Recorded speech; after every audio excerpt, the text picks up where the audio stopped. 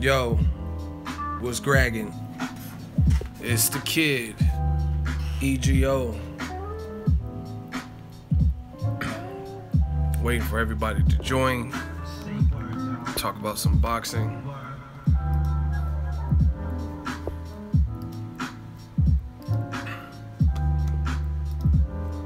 Yo,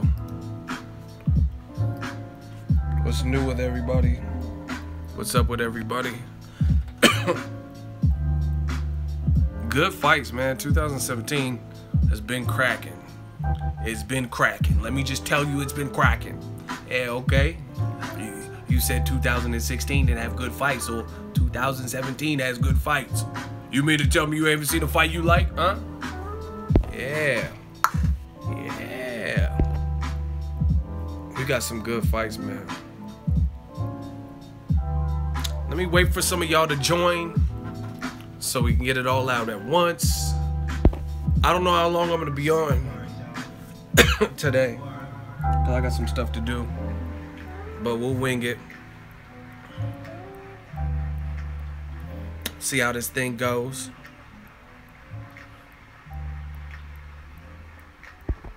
Basketball starts today. Shout out to all the basketball fans on top of boxing.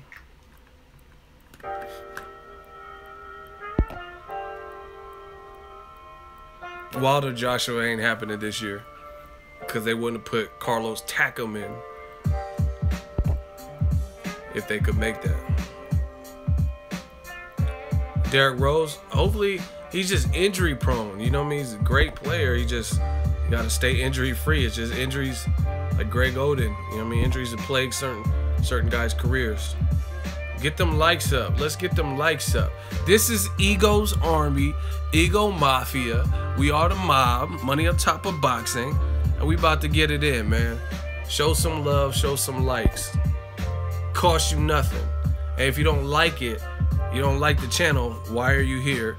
Second, it costs you nothing. Pay me no mind. I'm on my grind, cousin. Ain't got time for frontin'. Sensitive thugs, y'all all need hugs. Damn, little man, I'm just trying to move. If the record's 2 mil, I'm just trying to move 3. Hold on, it's Eminem's 45th birthday. We gotta spit some Eminem bars, gang gang style. It's like a jungle sometimes. It makes me wonder why I keep them ducking under the bed when they hear thunder. Cause I ain't crazy, I say shit to crazy people to make them believe I'm crazy, so they can relate to me and maybe believe it's shady so they can be evil, baby. I like that. I'm only as crazy as people make me. Believe me, hold on, he said believe me, there'll be just as many motherfucking murderers and heroin users without Maryland's music. Ayo, Eminem's a beast. Shout out to M. Shout out to boxing, shout out to everything, man. I mean, you can't really compare this because Biggie was dead. But Eminem got Biggie on the verse that they used on Dead Wrong. He got Biggie on that. But like I said, you can't really count that because that was just a video or just a verse of Biggie's they had that they put to that beat. You know what I mean? Where Eminem got to write a fresh verse. He was like, there's several different levels. The devil worshiping horses' heads, human sacrifices, cannibalism, candles and exorcism, animals having sex with them, camels, mammals, and rabbits, but I don't get into that. I kicked the habit, I just beat you to death with weapons and eat through the flesh, and I never eat you unless the fucking meat looks fresh. I got a line in my pocket, I'm lying. I got a 9 in my pocket, and he was killing. I'm ready for war, he's ready for war. I got machetes and swords for any faggot who said he was raw. My Uzi's heavy as yours, yeah, you met me before. I just didn't have as large an arsenal of weapons before. Marshall will step in the door, I'll lay your head on your foot with your body spread on. He killed Jay. He really did. He said, what did he say? No longer they try. He said, no wonder they try to hold me under. No wonder they try to hold me under longer. I'm a motherfucking spiteful, delightful, Eiffel, the new Ice Cube. Motherfuckers hate to like you. What did I do? I'm just a kid from the gutter making his butter off these bloodsuckers. Cause I'm a motherfucking renegade. He killed Jay. And you know what the thing is? If Jay was on there with like Memphis Bleak or some shit, he would have had the hardest verse. But he was on there with M. Eminem be burning dudes on tracks. Hey, fuck that. What do you mean, nah? Nah, what?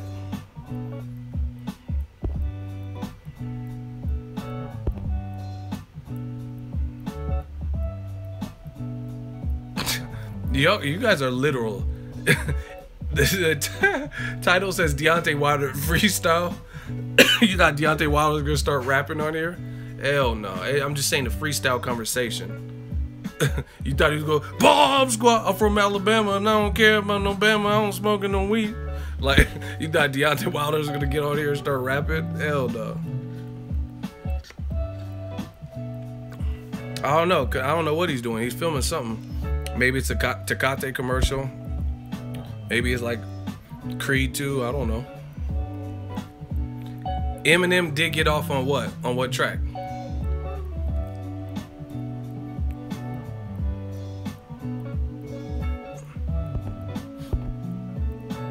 Man, y'all gotta listen to some old, like when he was first coming up, he had some old freestyles where he was killing. I'm trying to remember.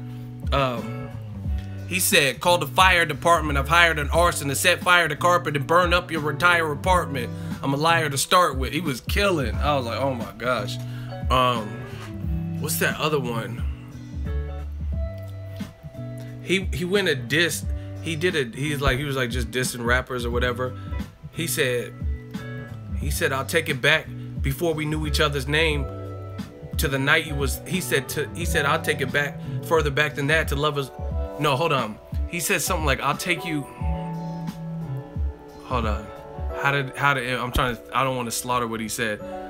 Eminem said something. He said, I'll dish you and run into your mom's ultrasound and slap you out the frame. He said, I'll take it further back before we knew each other's name to Lover's Lane, to the night you was thought of, and cock block your father's game. I was like, oh my gosh. He said, I'll take it back to the night you was thought of and cock block your father's game. Killing. Just crazy ass metaphors. No more locked doors. What the fuck? Friday? No, Leroy, I'm bilingual. There's a difference. No more locked doors. Most Def is raw too. Hey, y'all gotta listen to that Most Def. He's like doing like a cipher, and he's like, when I be some Tennessee, Benaki. He was killing on it. It's on YouTube, and he was just freaking it, and it sounded like it was actually a freestyle. I like a lot of dudes though, man. I like Big Pun a lot. His multis was retarded. Here, I'm gonna show y'all. I'm gonna show y'all what y'all like. This new generation. This shit is fucking. Hey, can we get 75 likes so I can show y'all what y'all millennials like to listen to? Can we get 75 likes so I can play this? Excuse me. Big Pun was dope, and he was fat, and he was still spitting.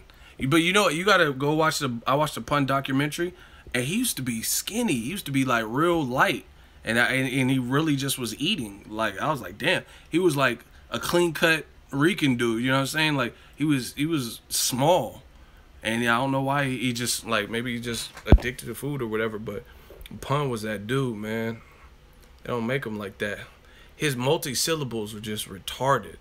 I'm trying to think of which one. Listen to the one where he's at a round table with Cannabis and DMX and hella people, and Pun was just killing. He was like, he said sometimes I even blow my own mind like Nirvana, the Anaconda, Maidana, Nada Sana. Like, he was just killing. I was like, oh wow.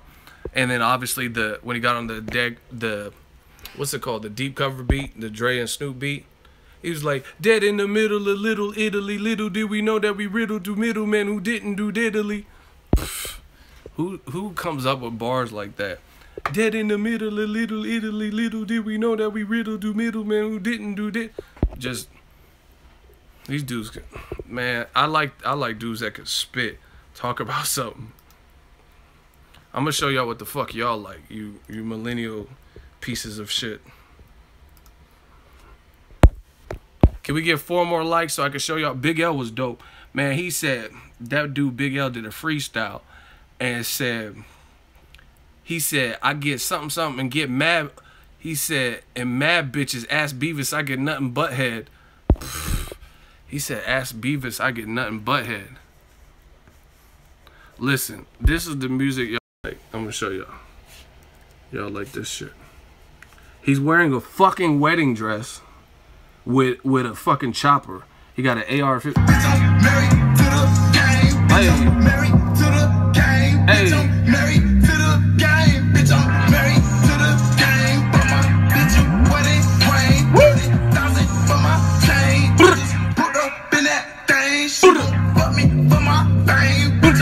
Hey, bruh.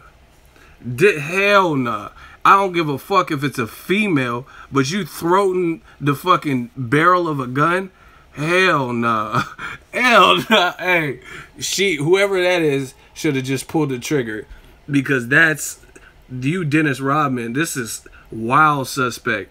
This is wild. Like, look, she even looked uncertain. She's like, you sure you want me to do this? You should, like, pull the trigger, bro. Let me stop before YouTube ban me.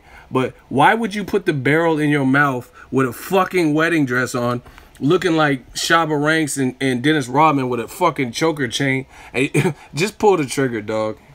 Like this, man. Tupac and Biggie be like, what the fuck is this? That's real. He put the barrel, he put the gun in his mouth like a bitches and inconsistent. Like, come on, man. This shit is crazy. He got this gift wrap shit in his head. This little crit, man. Bruh.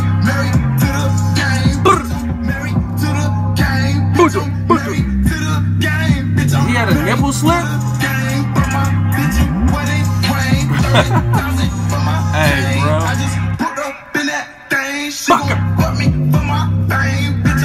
Hey, bro. This, like, no. I can't even, like, this doesn't even make sense to me. This fake ass Young Thug dude is tripping.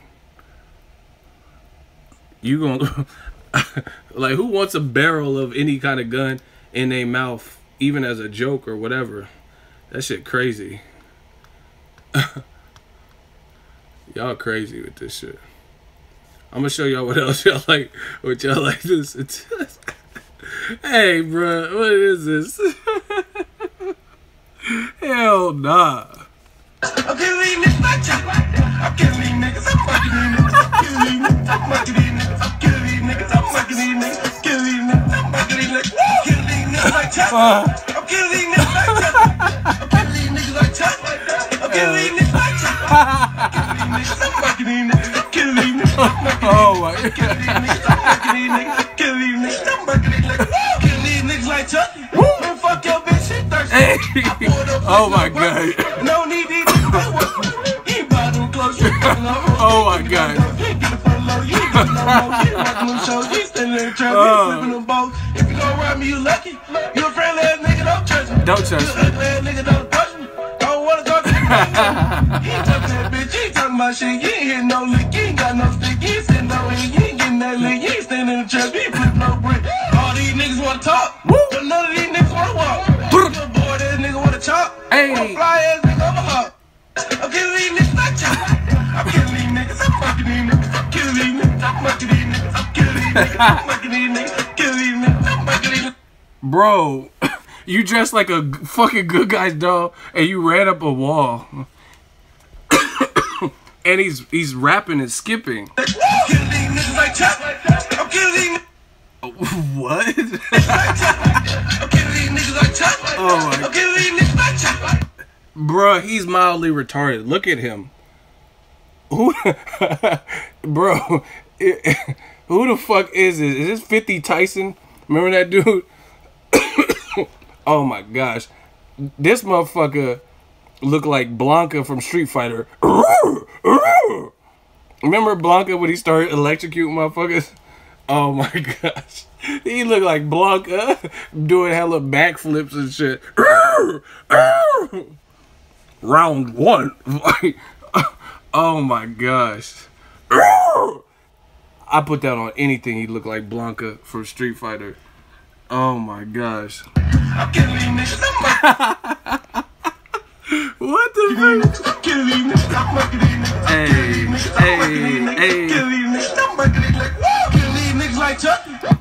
Okay, let me stop. Oh my gosh. Oh my gosh. Let me, bro.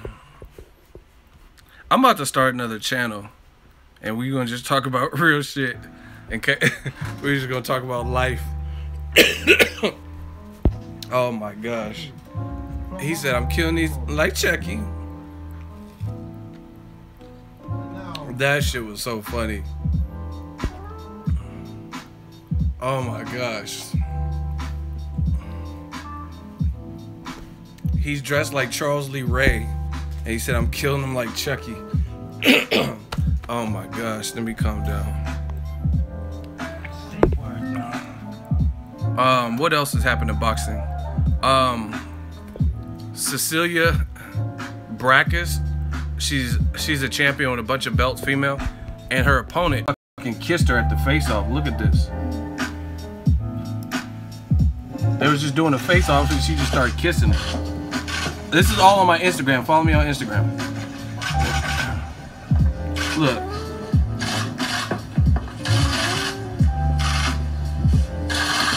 What the fuck?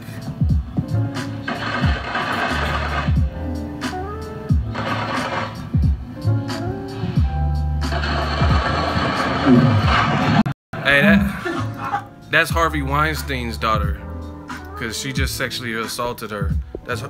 I'm pretty sure that's Harvey Weinstein's daughter. That's Reba Weinstein, because she kissed her without permission. I'm sure that's sexual harassment. Harvey Weinstein, the whole family is fucked up. I heard Harvey Weinstein's brother or some shit caught a case too. But I don't know why she kissed her like that.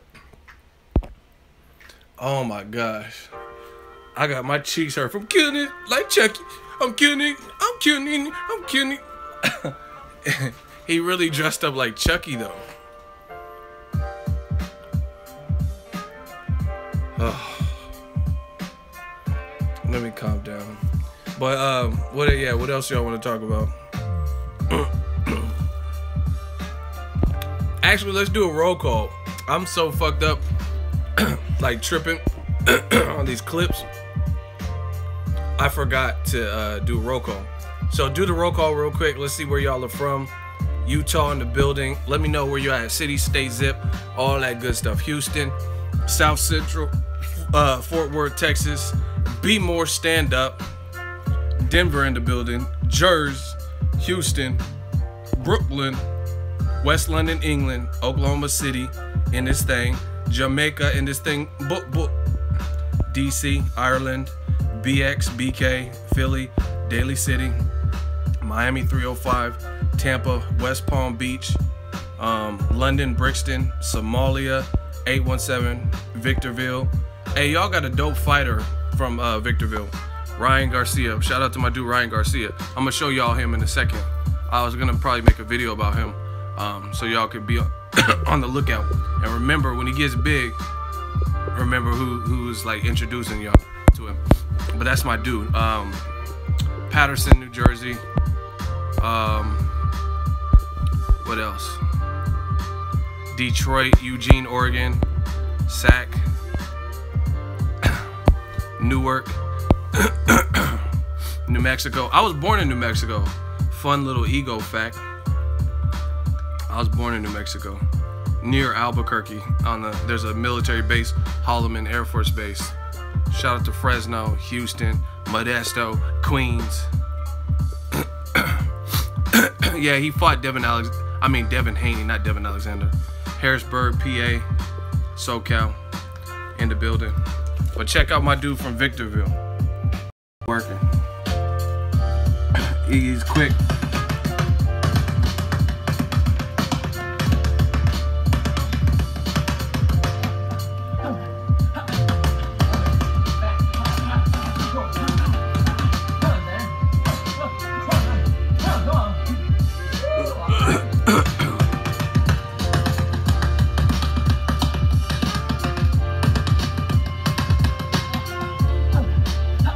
That's just him on mitts. I have some other videos I posted with him.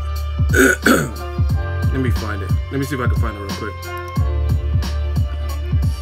He signed the Golden Boy too.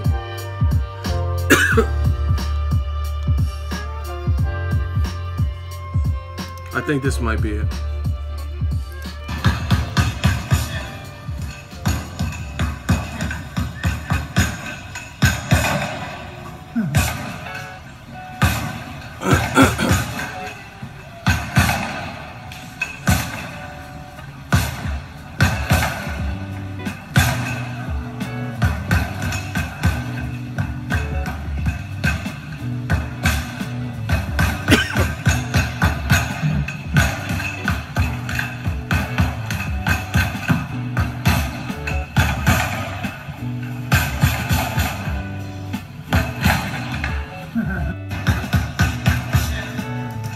Going in.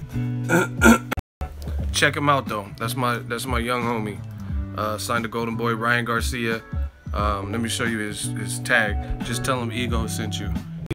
Ego was talking about you. King Ryan G. Mexican American cat from Victorville. You sound corny. Bags don't hit back. You're not Bruce Lee. We all know bags don't hit back. But he's a professional fighter. And he has a win over Devin Haney, if I'm not mistaken, in the amateurs too. And we know Devin Haney's a beast. So you just sound like a hater, to be honest. Stop hating. Bags don't hit back. You typing. You just typing a bunch of shit. He's actually working and actually signed to a promoter and trying to fulfill his dreams. I like him, Ego, damn. Yeah, but he's a kid. You know what I'm saying? You Bags don't hit back. He's undefeated. He's like 11-0, 10 knockouts. Like, let the boy breathe. Let the man live. He has 215 Emmys. You talking about Bags don't hit back? No shit. He's working on his craft. It is what it is. 15-time national champion. Let the man live. Oh my gosh, man, my throat hurts from that. Killing it like Chuck. I'm killing it. I'm killing it. Yeah, he was in the Mayweather gym. He posted a clip. He was in the Mayweather gym. Don't quote me on this, but I don't know if it was just someone who's working out at the Mayweather gym or if it's a TMT fighter. It's no one big. It's not like Jay Leon or, you know what I mean? They're different weight classes anyway. But he dropped the dude, whoever it was. Like I said, I don't know if it's a TMT fighter. It's no one with a huge name or anything, but he dropped the dude in the Mayweather gym when he was there. So, Ego fam, lighten up, bro. It was a joke, fam. I like the kid and I see him going far. No, I'm not lightening up. I'm not. My day is not ruined. I'm just telling you. Ooh, Bags don't hit back. But you're a type artist. That's what you do. You just type shit. You know what I'm saying? Like, he's getting his hands dirty, working on his professional career. And you just saying like cliche shit we all know. Bags don't hit back. And then if you like the kid, why not say some words of encouragement? You know what I'm saying? Like, oh yeah, I seen him. He's cool. The one comment you do choose to say is, Bags don't hit back. You know what I'm saying? Until I said something about it, now you switched it up. Yeah, I just got a haircut, man. My barber got bars. See the little curls coming out the back, the legs like that, little cow lick shit. Yeah, man, I got that fresh to death. I got the Ego hat rocking. We talking this boxing stuff, man. I got the long beard. Someone said I look like a terrorist. I'm gonna fucking terrorize this boxing game. I'll blow everybody the fuck up. You want me to be a terrorist? Okay. I'm gonna be a terrorist. I'm gonna terrorize this boxing game. I'm talking about I look like a terrorist. The Ego hats are coming, man. We got the fresh Ego on the front, man. We got the boxing Ego on the brim, man. You can wear this shit sideways and shit look clean. See, my hats be having the green bills, man. We be having the green bills underneath.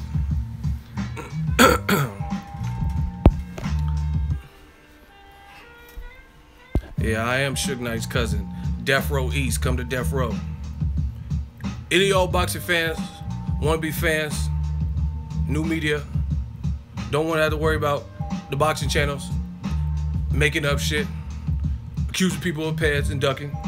Come to death row. New media, man. This is the mob. Leo Santa Cruz, Abner Mares. You know what? I'm not trying to sound like a hater, because y'all know me. I'm not no hater. The fight's cool. It's not bad. But Leo Santa Cruz, he's been having some filler fights, which is cool. But he's been fighting the same people, and the featherweight division is kind of cracking right now. The more I think of it, you know what I'm saying?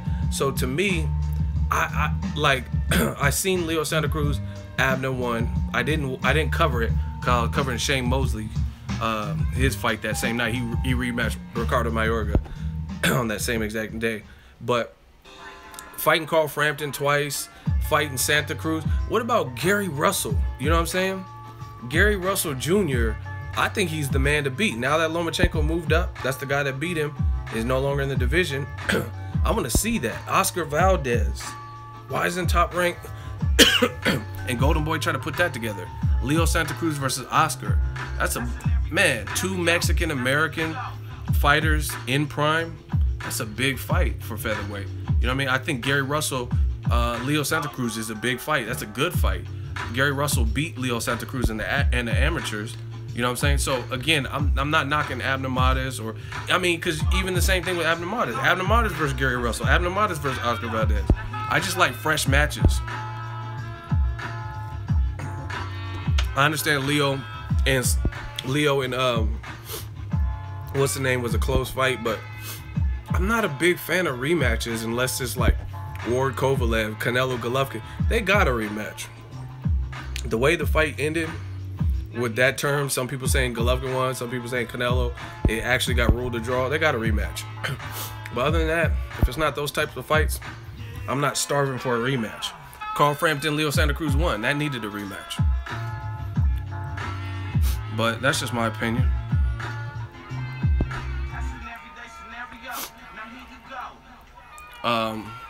Like I said, I'm not mad at the fight, Abner Mares and Leo Santa Cruz, but the featherweight division just has a lot of names right now.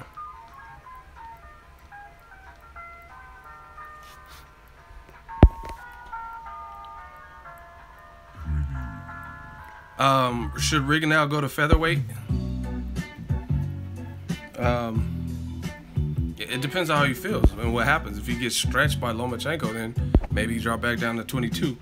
If it goes a distance, or if he convincingly beats Lomachenko, I don't see him staying at 30. Guys are probably too big in general. Like, you look at the biggest punchers, Tank Davis, you know what I mean? He's having trouble making weight in his last 2 fights. So guys like that might just be too big. So I would say in the middle would be 126, so yeah. Oh, man.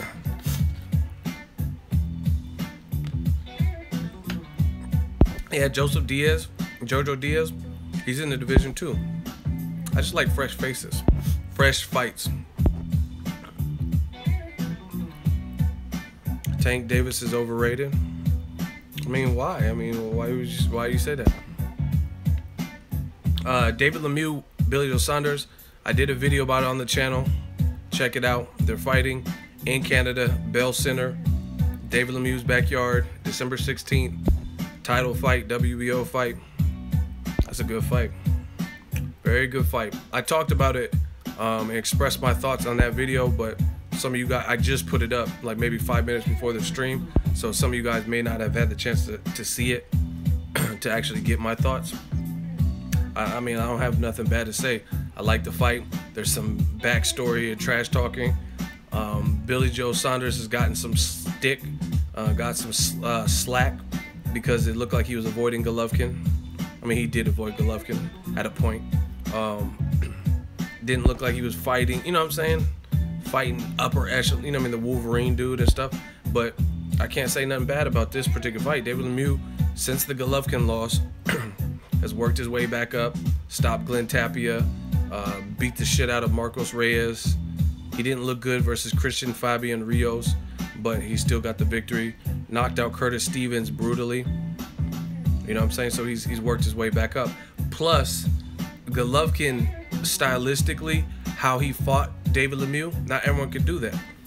Golovkin he's taller than Lemieux. He has a very good jab. So if you don't have a very good jab, then the Lemieux fight is totally different. And props to Golovkin because he did a consistent jab. His jab was very consistent versus Lemieux. So even if you have a good jab but you abandon it, then David Lemieux could be a problem for you.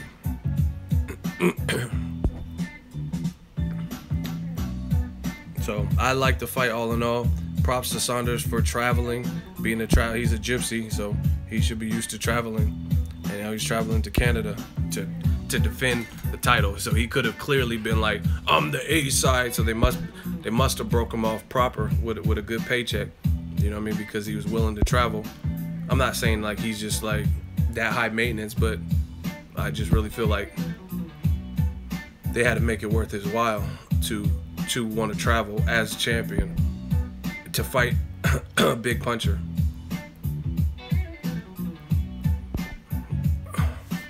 That's Golovkin. Golovkin was rocking his head back because even his jab has power because he's a power puncher.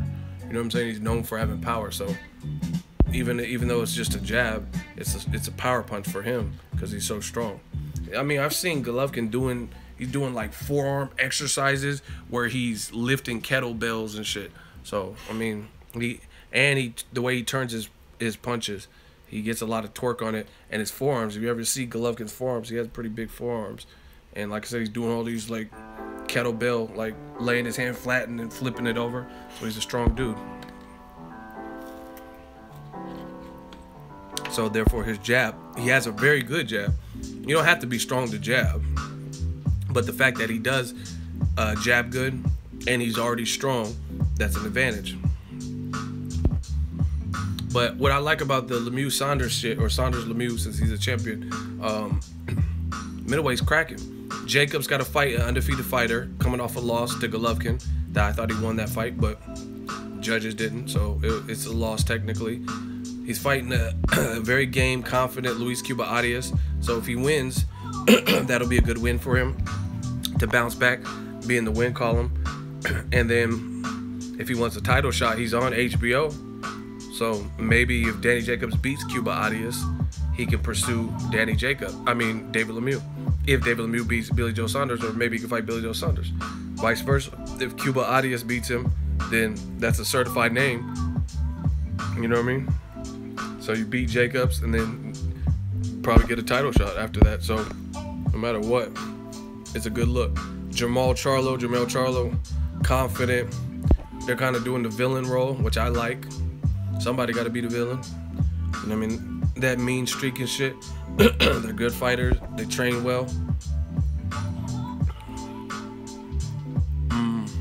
I'm not really interested in Chavez Jr.'s next fight. I don't care who he fights. I told you, for me, when a fighter constantly disappoints in one way, not making weight or whatever the circumstance is, I lose interest. You know what I'm saying? And the only way to get that back, I'm not saying I'm like have anything against him or nothing, but the only way to get it back is if I watch your fight and you impress me. I'm like, okay, he's really serious about it. But posting little clips of him looking massive, punching mitts and shit, I'm not, whatever. Because you're not doing that in the fight. You didn't do that with Canelo. And he looks hella big right now. So I'll watch his next fight if there's not a bigger fight on that same night and he has to show me something. But other than that, I'm not really, because like, who would you favor to beat him? And then the other thing, he did weird stuff. He called out Danny Jacobs, and I talked to Jacobs, and he was like, okay, I'll come up. Danny Jacobs was ready to move up to 68, even though he's a 60 and can still make 60, because that's where he's fighting Cuba Arias at. And Chavez kept calling Danny Jacobs out at least twice, and then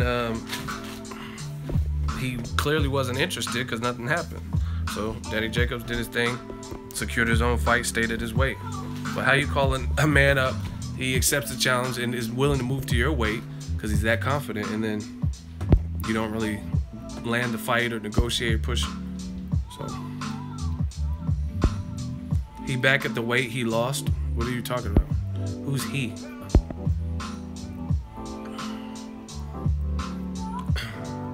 No, I don't think they have to pay off Charlo just yet. Charlo, to my knowledge, I think he might get in another eliminator. I could have swore I overheard him say that. Jamal said he might be in another eliminator. I mean, they did the same thing with Sean Porter. Sean Porter beat Berto. That was supposed to get him the Keith Thurman shot. But now they're talking about an eliminator with Danny Garcia. So I don't think Charlo is listed right now as the #1 mandatory, but they might put up another roadblock. And the WBC, from what I've seen, they like to be a part of the big fights. Mayweather, McGregor, they made a fucking belt for it.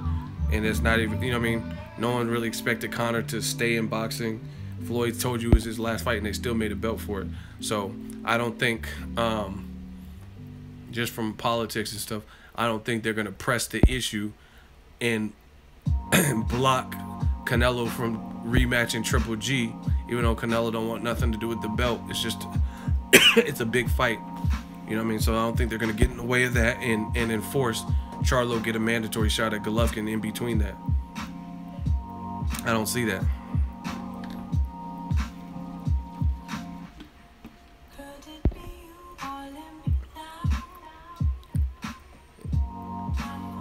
Yeah, he said he's going to fight for the WBC silver, whatever that is. So that's basically kind of like an interim fight. And I don't know who it's against, so don't ask. But either way, it's another fight before he gets Golovkin. Billy got no cracks like Triple G, though. What does that have to do with anything? And Billy Joe Saunders has punching power. Who even compared him? Who even compared him to Golovkin? What are you talking about? Why would they block him? You guys, listen. You guys got to put, like, English sentences. Because you guys are having dialogue, and I don't know who you're talking about. You're like, he did it. Like, who did what? What are you talking about?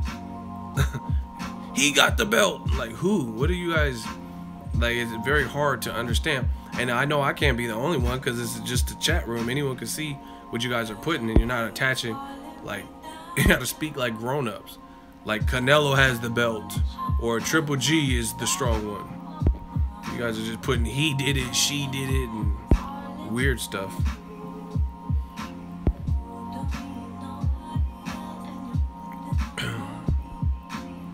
Billy Joe Saunders can box, though. So I don't know why you guys are so power happy. Yeah, David Lemieux, if he cracks him right. But David Lemieux, see, you know what? I like David Lemieux a lot. I just like how he gets down, I like his style or whatever, pause.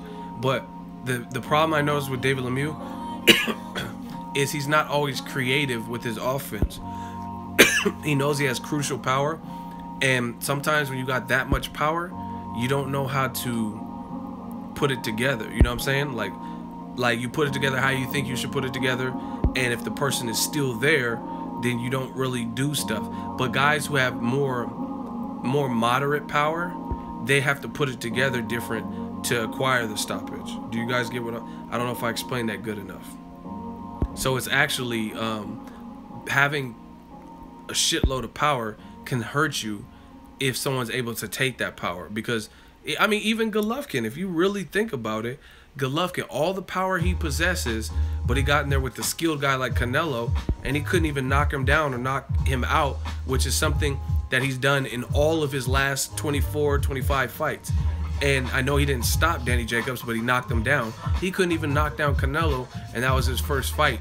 So that's what I'm saying. Sometimes these power punchers, they lack variety, and they don't know how to put it together when they're in there with somebody who can deal with their better defense and things like that. But if you have a moderate power, then you have to find ways to put it together differently, because it's gonna, like who? Like Andre Ward. Andre Ward is not probably gonna just knock you out with one shot like that. You know what I mean? So that's why he has to have a game plan, and he'll break you down to get the knockout. Or even a Chris Eubank Jr. They'll break you down to get the knockout. Chris Eubank is not just hitting nobody like bow, and they're just like what Jermell Charlo did to Erickson Lubin. He's not really doing that. So that's the only thing that I've noticed with David Lemieux is sometimes when guys are like fidgety, like Christian Fabi and Rio. So I watched that fight. Some of y'all probably ain't never seen that, but go watch that. Lemieux didn't look great in that fight. He didn't know how to, he didn't really know, and the guy went the distance. And I never even heard of that dude, really. other than him being linked to the Lemieux fight. But I don't really know who Christian Fabian Rios is, but he was game enough and squirrely enough to not get knocked out. You know what I mean? So Lemieux lacks certain fundamentals. Like if Lemieux had Golovkin's jab or some shit and just did some basics, he would be a real killer. Because he's already a killer right now, but he'd be a real killer. Like even Maidana. That's why I respect Maidana. Maidana's one of my favorites because when he paired up with Robert Garcia, and I'm trying to drop some gems for y'all. When he paired up with Robert Garcia, they mashed and gelled well, and Maidana improved his jab. So he already did the wild shit in the Argentine chopping punches, and he already had the power. All that shit was in tow. All that shit was intact. But when he linked up with Robert Garcia, he started to improve his jab. And then they had Alex Ariza at one point, and they worked on his stamina a bit. So those two things, especially that jab, because there's even points where he had been using his jab a lot, like Broner fight, Soto Caras. That's where I really noticed it. That was his first fight with Robert Garcia, and I'm like, damn, where did Maidana get a fucking jab? I remember distinctly telling my brother that. I'm like, when did Maidana start jabbing? Go watch that Jesus Soto Caras fight. I'm like, when did Maidana learn to jab? You know what I mean? And that's why he broke Soto Caras down. And that was his first fight with Garcia, if I'm not mistaken. You know what I mean? So those little subtle adjustments, you should never change your whole style, because that doesn't work. You know what I mean? If Maidana tried to become Pernell Whitaker and like use his legs a lot and try to, you know what I mean, get on the ropes and that shit wouldn't work for Maidana. So he took his style, what he already did good, and he improved his stamina and he improved his jab, and then he became a bigger threat. Because if you watch the Mayweather fight, there was a couple times where Mayweather was getting timed by Maidana, and Mayweather's the master of timing. And after the first fight, if I'm not mistaken, and I don't think I am, Floyd, they asked him like, "Yo, did he do anything better than you expected?" And he said he got a good jab. Mayweather's like, and his lip was busted. He's like, he got a good jab. So Floyd even gave Maidana credit for that. Nah, what? What are y'all talking about? Nah. Again, you guys got to speak English. No one knows what you're talking about, who you're talking to. But yeah, David Lemieux needs to practice some of those. Variety. Don't throw everything the same speed. Try to get a jab up in there. Eubanks' power is alright, but he can get you out of there because his work rate. Maidana had a good jab. Maidana's a beast. I just posted about Maidana on my Instagram. Follow me on Instagram at Boxingego. That dude getting big, but looks like he's enjoying retirement. Look, he's looking at all y'all on the stream. Yeah, man, Maidana's a beast. I got to meet him at the Box Fan Expo. Cool dude.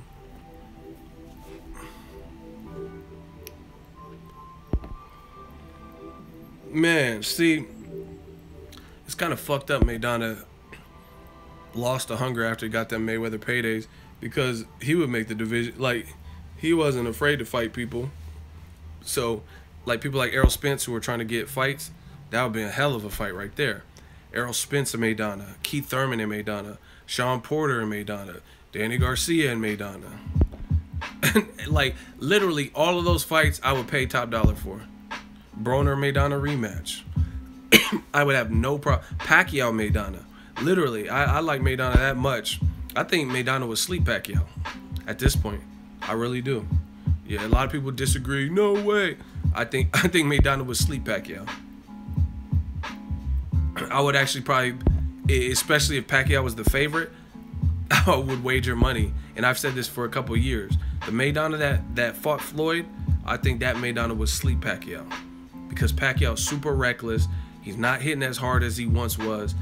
And like, you can't even convincingly beat Jeff Horn. Maidana gonna get you, in my opinion. And I was saying this before. I have videos where I'm saying this before the Jeff Horn fight. Maidana's big. He's gonna outweigh Pacquiao by 17, 23 pounds.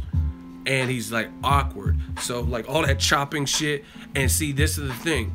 Pacquiao fought like a maniac when he fought Jeff Horn and was like thinking shit was cute, not realizing how hungry or whatever Jeff Horn was, right? And he was walking himself back to the ropes, but that's not Pacquiao's MO.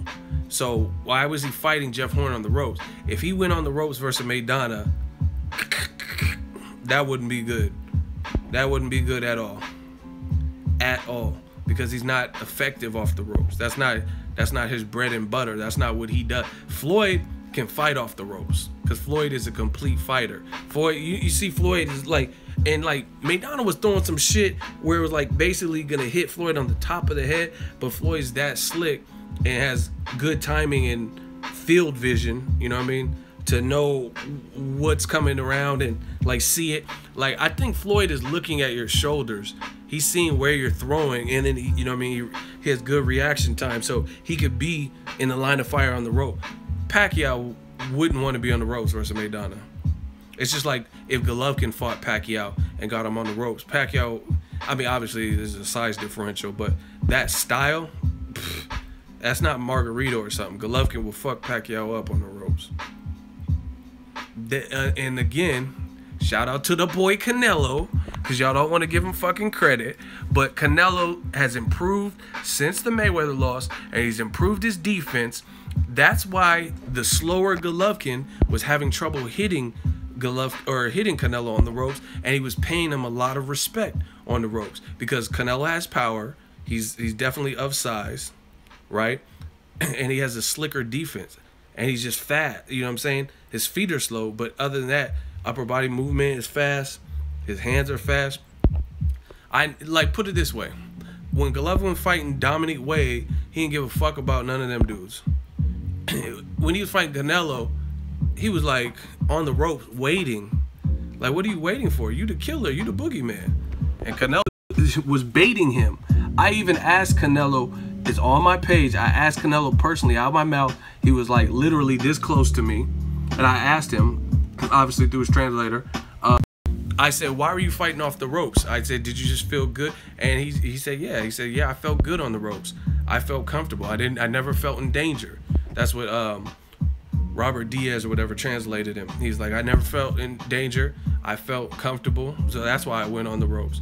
And in my opinion, Canelo, see, now we getting into some real shit. Now I'm just trying to drop some gems from my brain on how I see this.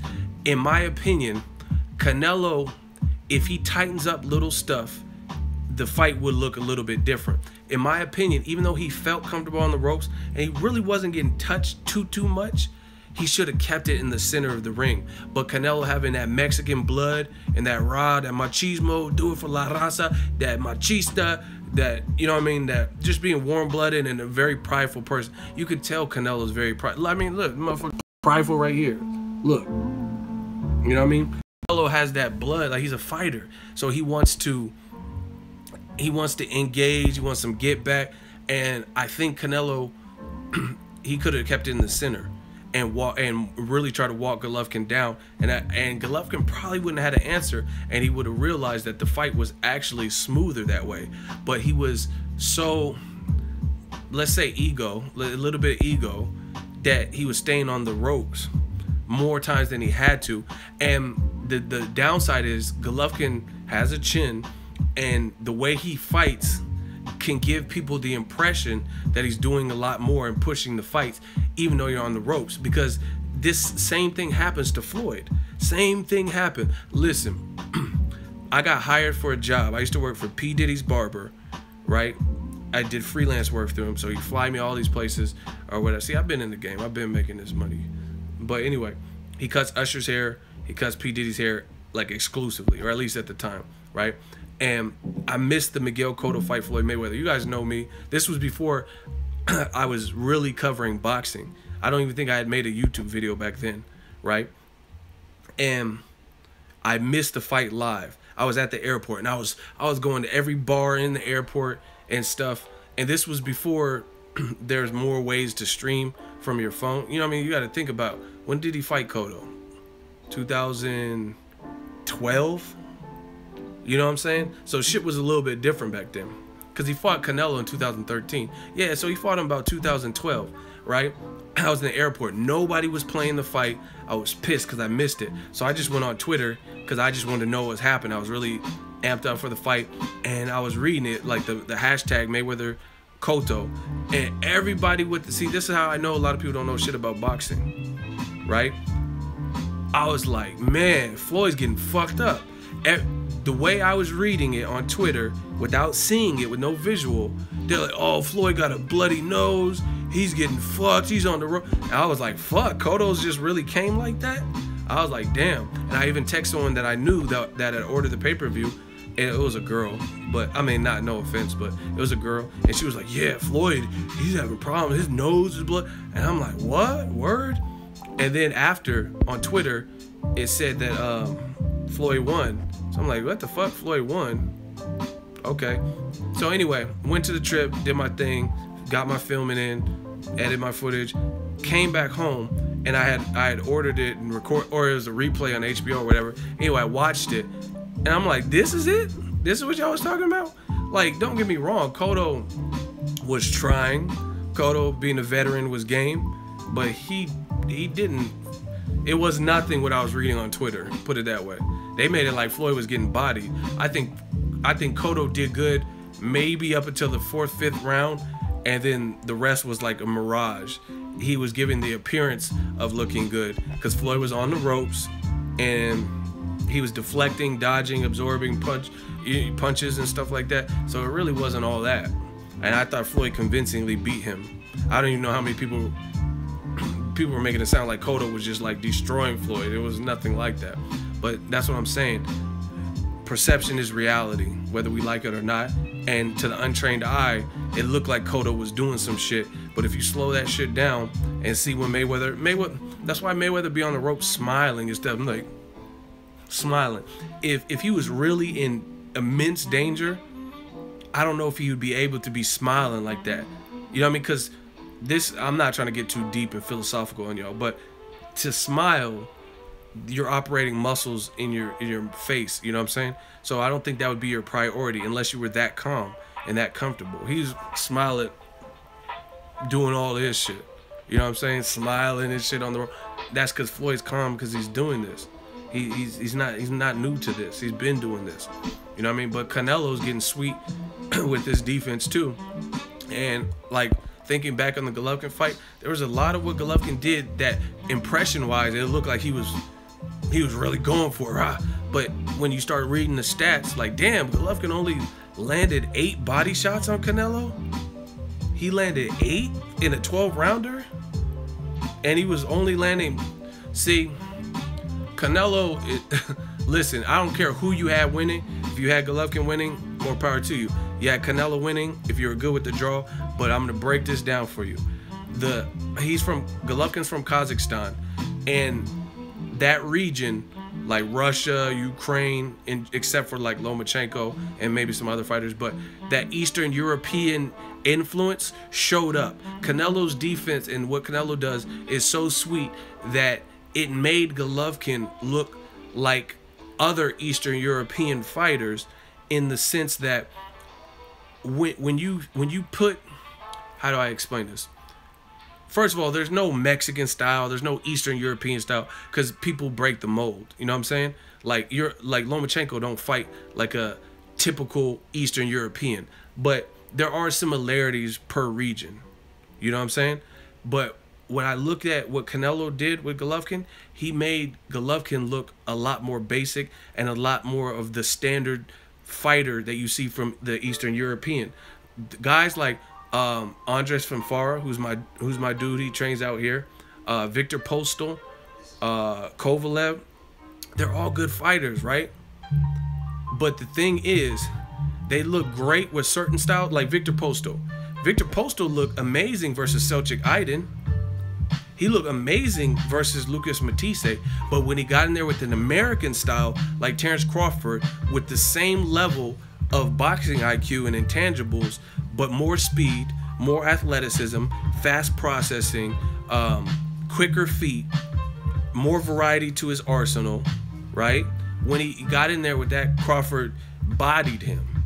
You get what I'm saying? Same thing with Kovalev. Kovalev, when he's fighting a guy like Jean Pascal who has no defense, he's gonna look like a supreme boxer. Like, damn, this dude can really box. But when he got in there with Andre Ward, Ward being who he is, was able to reduce Kovalev to basics, like the jab, just the basic fundamentals. And that's kind of what Canelo did to Triple G. Period. Because, and I'm gonna explain it to you, because a lot of y'all motherfuckers don't know. Someone's like, so, ... Because you don't know what the fuck you're talking about. You guys are getting offended because a lot of you are fanboys. But this is the thing. You can dislike, but you can't disprove. You can't disprove intelligently what I'm saying. And the reason I say this man, I was born ready, reduced Golovkin to looking more like the basic Eastern European, is because he landed 8 body shots. But if you put Golovkin in there with Dominic Wade, Adama, Matthew Macklin, he's not gonna land 8 body shots because his boxing is better than theirs. You know what I'm saying? So he's able to mix it in more. But when you put him in there with someone who has kind of a slick style, like Canelo, boxer puncher, someone you can't disrespect their power, he looked like a different fighter and he was reduced to a jab. Point blank, period. Put it this way. We'll do a test right now. I already know my boxing knowledge. We'll do a test right now. Y'all ready? Say when. Say when. We can do a test right now. Right now. Let's do a test. Say when. Okay. So,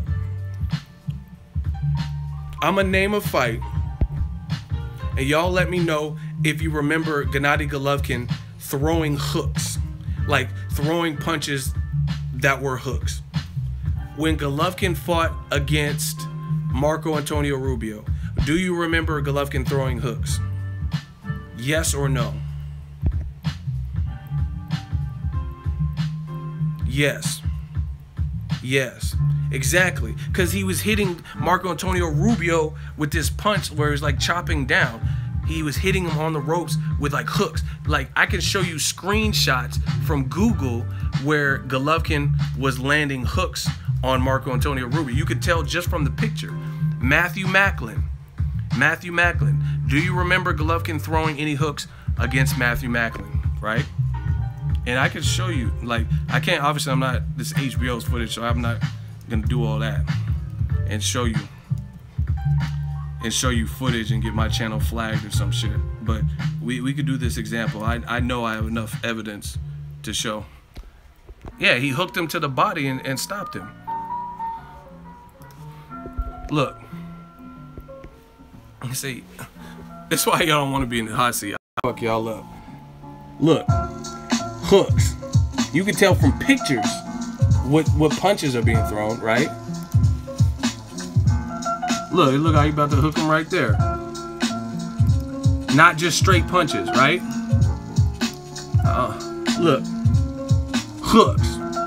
I got the hook up, right?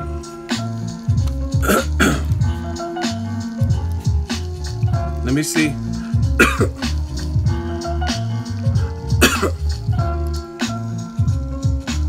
I can't tell what that one was, but you guys get the point, right? He's mixing in some hooks into there, right? Him versus Adama, right? Hold on. Taking forever to load. Look.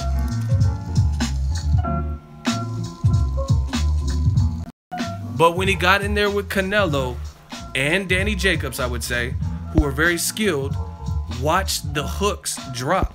Like, and even if he is throwing hooks, I'm talking about landing them too. You know what I'm saying? And especially versus Canelo. Especially against Canelo. And that's because Canelo has good timing, good defense, etc. So he was jabbing. That's what Golovkin was doing. Who?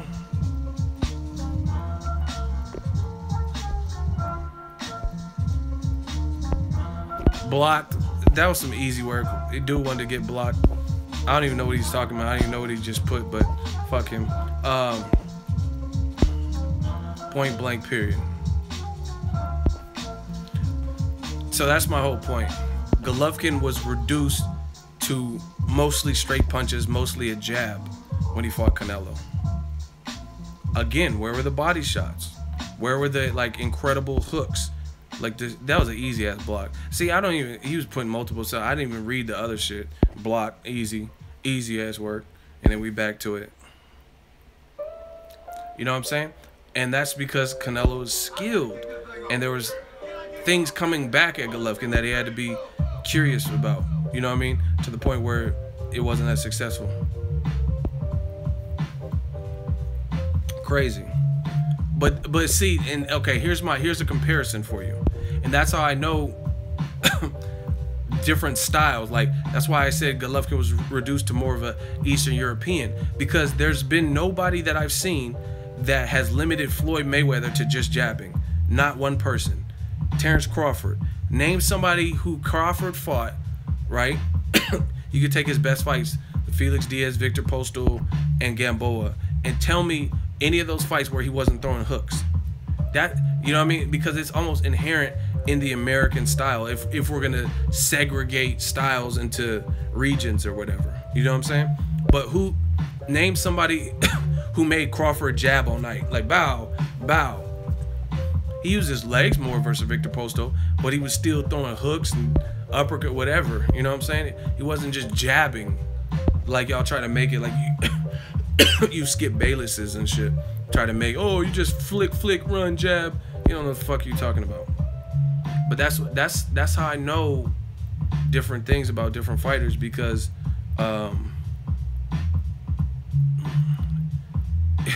if you're an exceptional fight, like even Canelo, I'm not gonna say the Golovkin fight was his strongest performance, but I've seen a lot of what Canelo already did versus other people.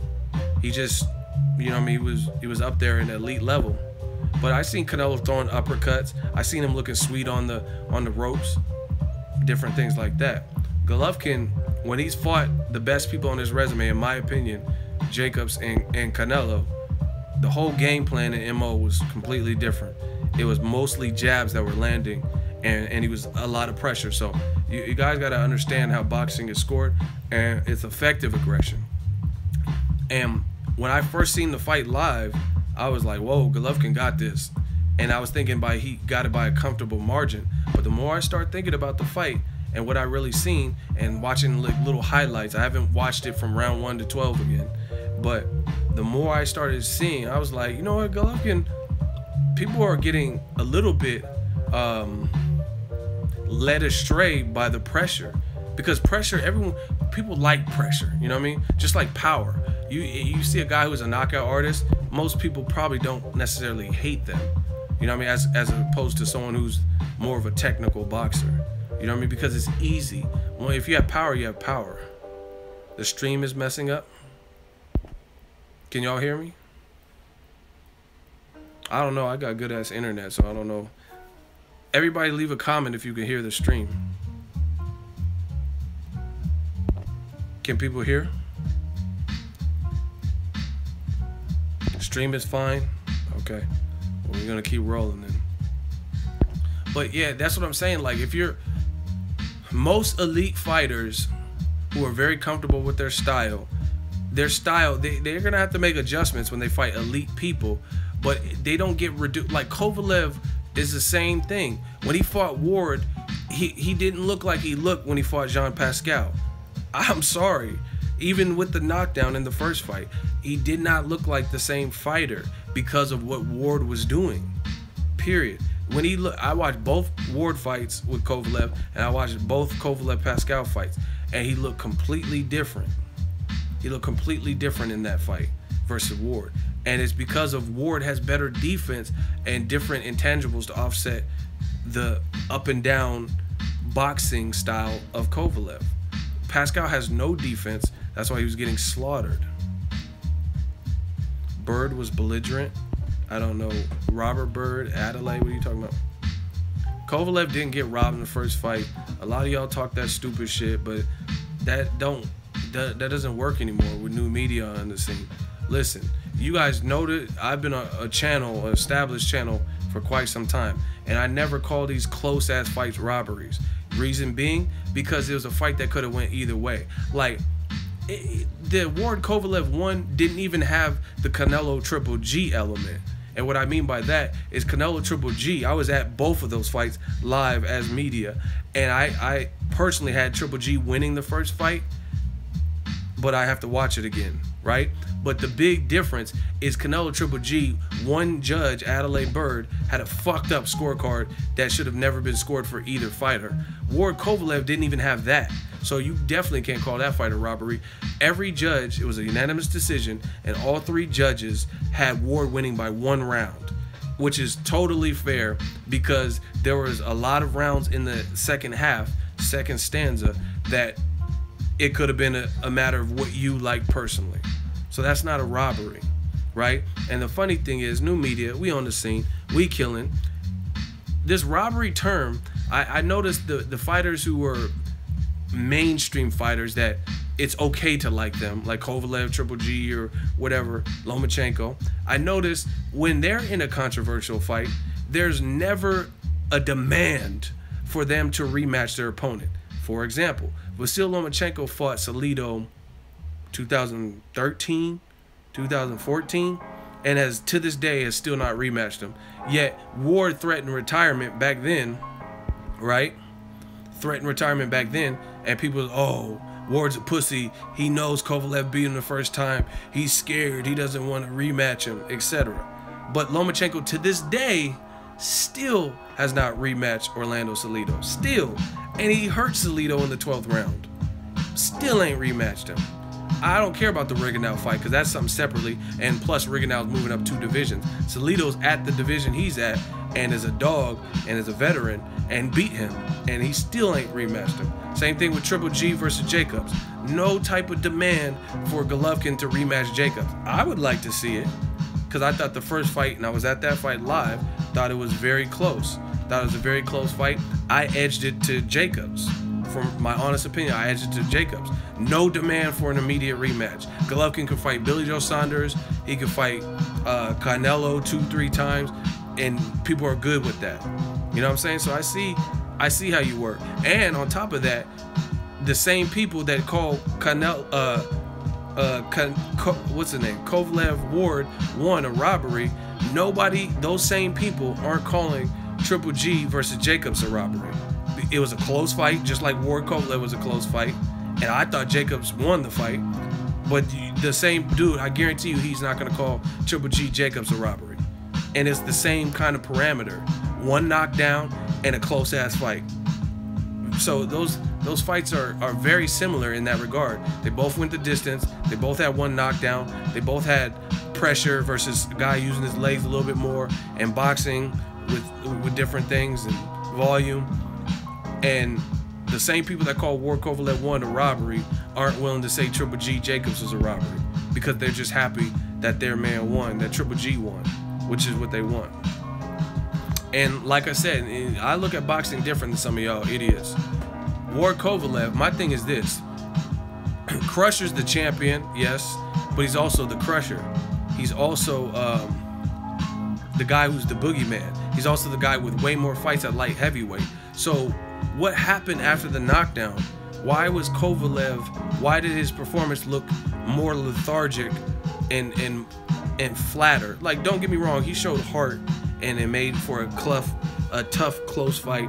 But why didn't you get your man out? Pascal didn't. The moment Pascal got hurt, you knew it was a matter of time.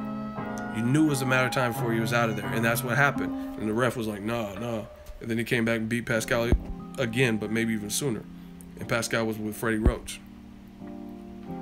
You know what I'm saying? So I question stuff like that. Y'all don't want to look into the actual facts of the matter. Like, why is the boogeyman, even in the Canelo Triple G, why is the guy with way more experience at the weight? Why is the guy who's taller? Why is the guy who had 23 fucking knockouts in a row? Why is he only landing jabs in 8 body shots? And his cutting off the ring doesn't even look as impressive as when he's cutting off the ring against Willie Monroe. You guys don't want to ask those hard questions. because you know the fucking answer. And that's what it is. You know what I mean? So I look at boxing differently. And honestly, to be honest, if Ward didn't get knocked down in the first fight, then it really wouldn't have been, there wouldn't have been, like, I think he says he wasn't hurt. I think he was hurt. In my honest opinion, I think he was hurt. He played it off, got up, smiled and shit, but I think he was hurt. And I think that set an early tone, so he knew he had to be cautious. Like, damn, I just got caught. We haven't been on the canvas since Darnell Boone.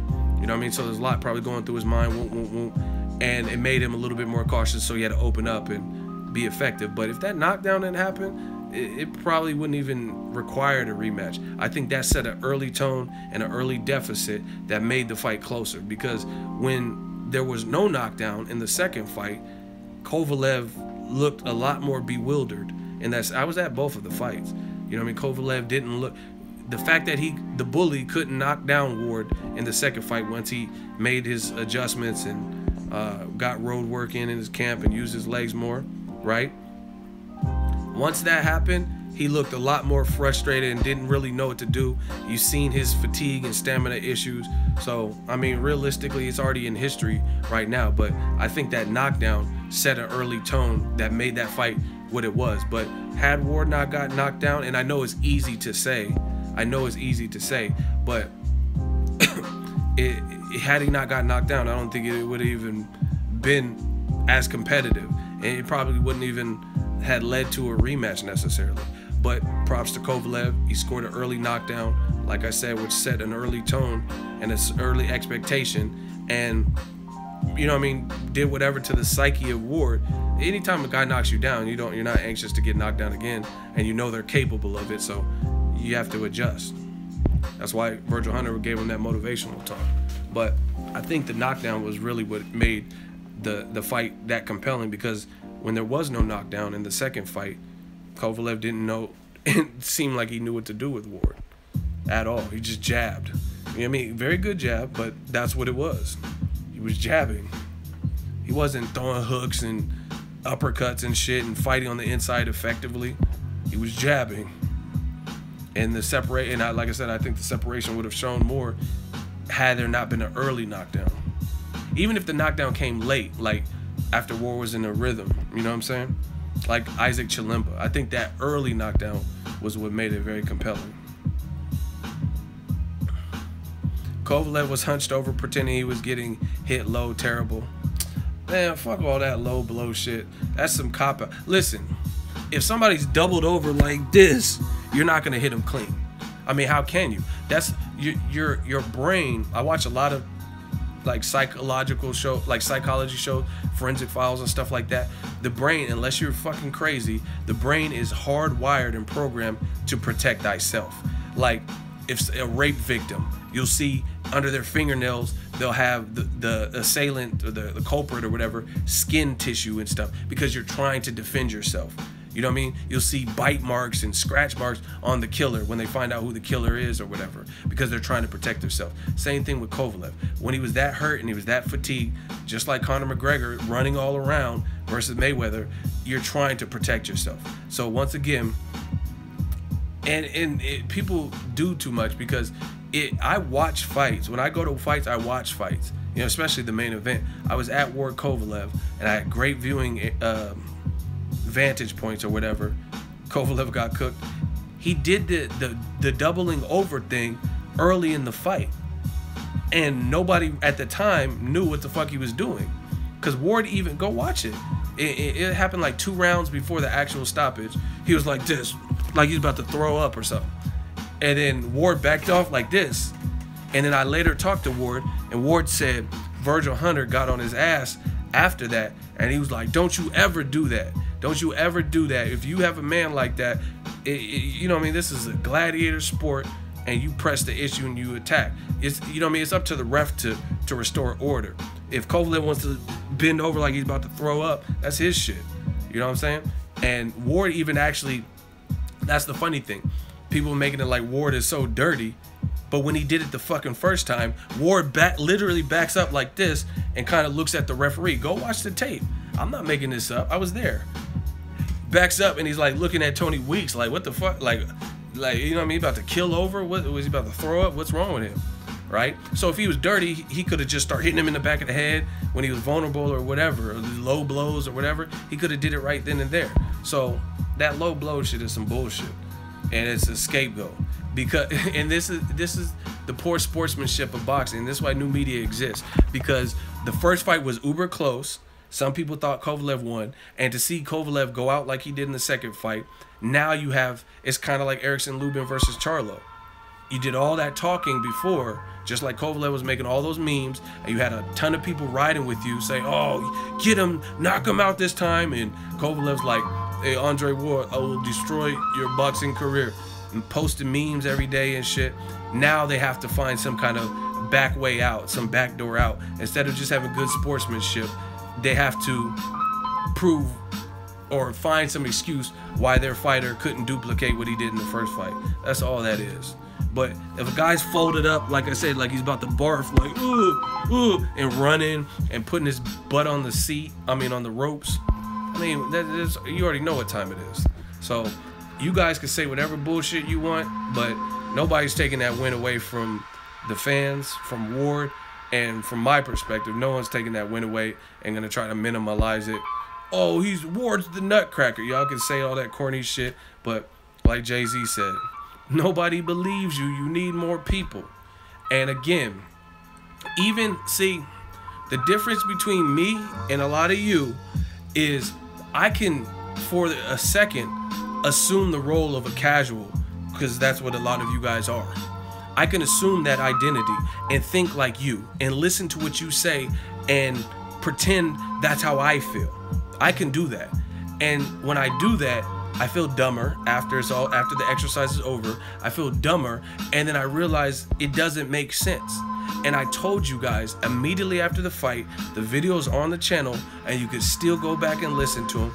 But I told you guys, Kovalev's next opponent option, the person he chooses next, will be very telling.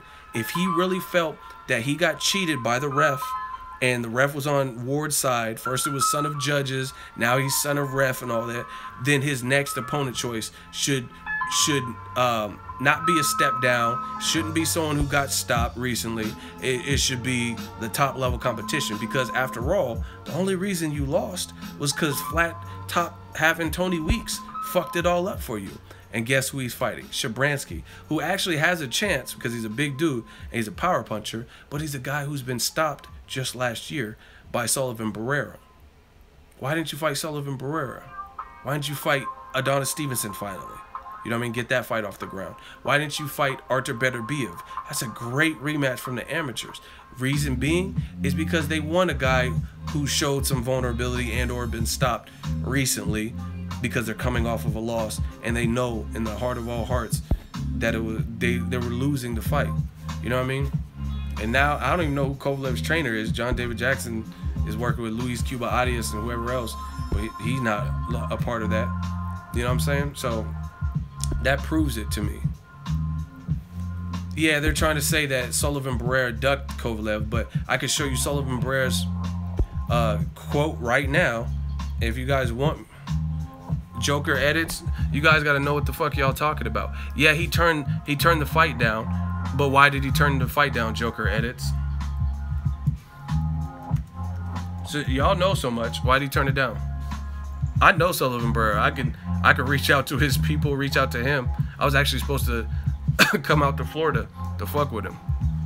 He turned it down because of money. Exactly. But that's the oldest trick in the book. Oldest trick in the book, to offer somebody something that they don't feel is worthy of the threat level. Kovalev's still a good fighter, right? So you offer him peanuts so he don't take the fight, and then all of a sudden you could say, oh, we offered him. They're with the same promoter. So that should be an easy deal. And I'm pretty sure most promoters and people who have been in the business, you have a good idea and good knowledge of, he's training himself, that's horrible. You know what someone's gonna take, you know what I'm saying? Like, you have a good idea. Like Sullivan Barrera was Kovalev's mandatory, and then he fought Ward and lost that privilege because he lost a war, right? So now that he's worked his way back up, he's close to a title shot. The Kovalev fight is not for a title, so at least he's going to want to get cashed out, right? Kovalev's not a champion. So you get what I'm saying? Like, of course, he's not going to just take peanuts for that fight because Kovalev, again, is still a danger. And on top of that, Kovalev doesn't have a title. You know what I mean? So no title. He just lost 2 times back-to-back. So he's not going to, even if he beat Kovalev, it wouldn't be the same as Ward beating Kovalev twice, right? And then low money? Like, come on. Like, who would do that? But like I said, check out my website, boxingego.com. We got you covered. 94 shares. So people were down. Look how many people shared it. People were down to see Kovalev versus Sullivan Barrera in 2017, right? That's Ward beating Sullivan Barrera. Barrera says, and I quote, "I'm in a moment in my career where I'm only interested in big fights. I would love to face Kovalev. Victory over him would be important not only for my personal pride section, but also because the possibility that would open up to continue growing in the sport. I just hope the negotiations will come into fruition." So he told you right there. That's a quote from him. Told you right there he was down to fight Kovalev. Again, but you got to make it make sense. You know what I'm saying? There's a lot that I would do, but if the money ain't right, I'm not doing it. You know what I'm saying? Period. So that's the oldest trick in the book to offer. I'm pretty sure that's what Top Rank did with Lomachenko and Salido. Like, put it this way. You guys got to be smarter than the game. Vasil Lomachenko in his second pro fight was matched up with Orlando Salido. True or false? Second pro fight. True or false?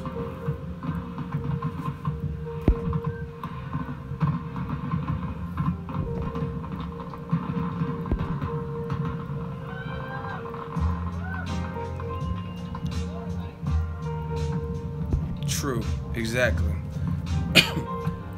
Notice how after Salido beats Lomachenko, he's feeling good because we go on to see Salido or Lomachenko improve and looking like a good fighter and get praised like the fighter he was in the amateurs and whatnot.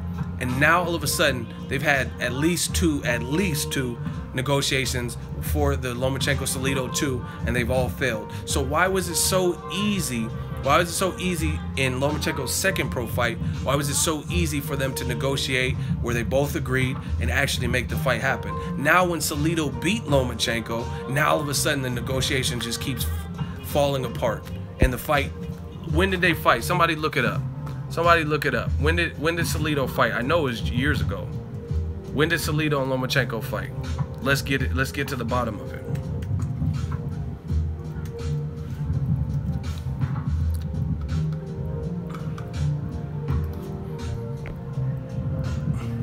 Oh, new media. New media. He fought Salido in 2014, 3 years ago.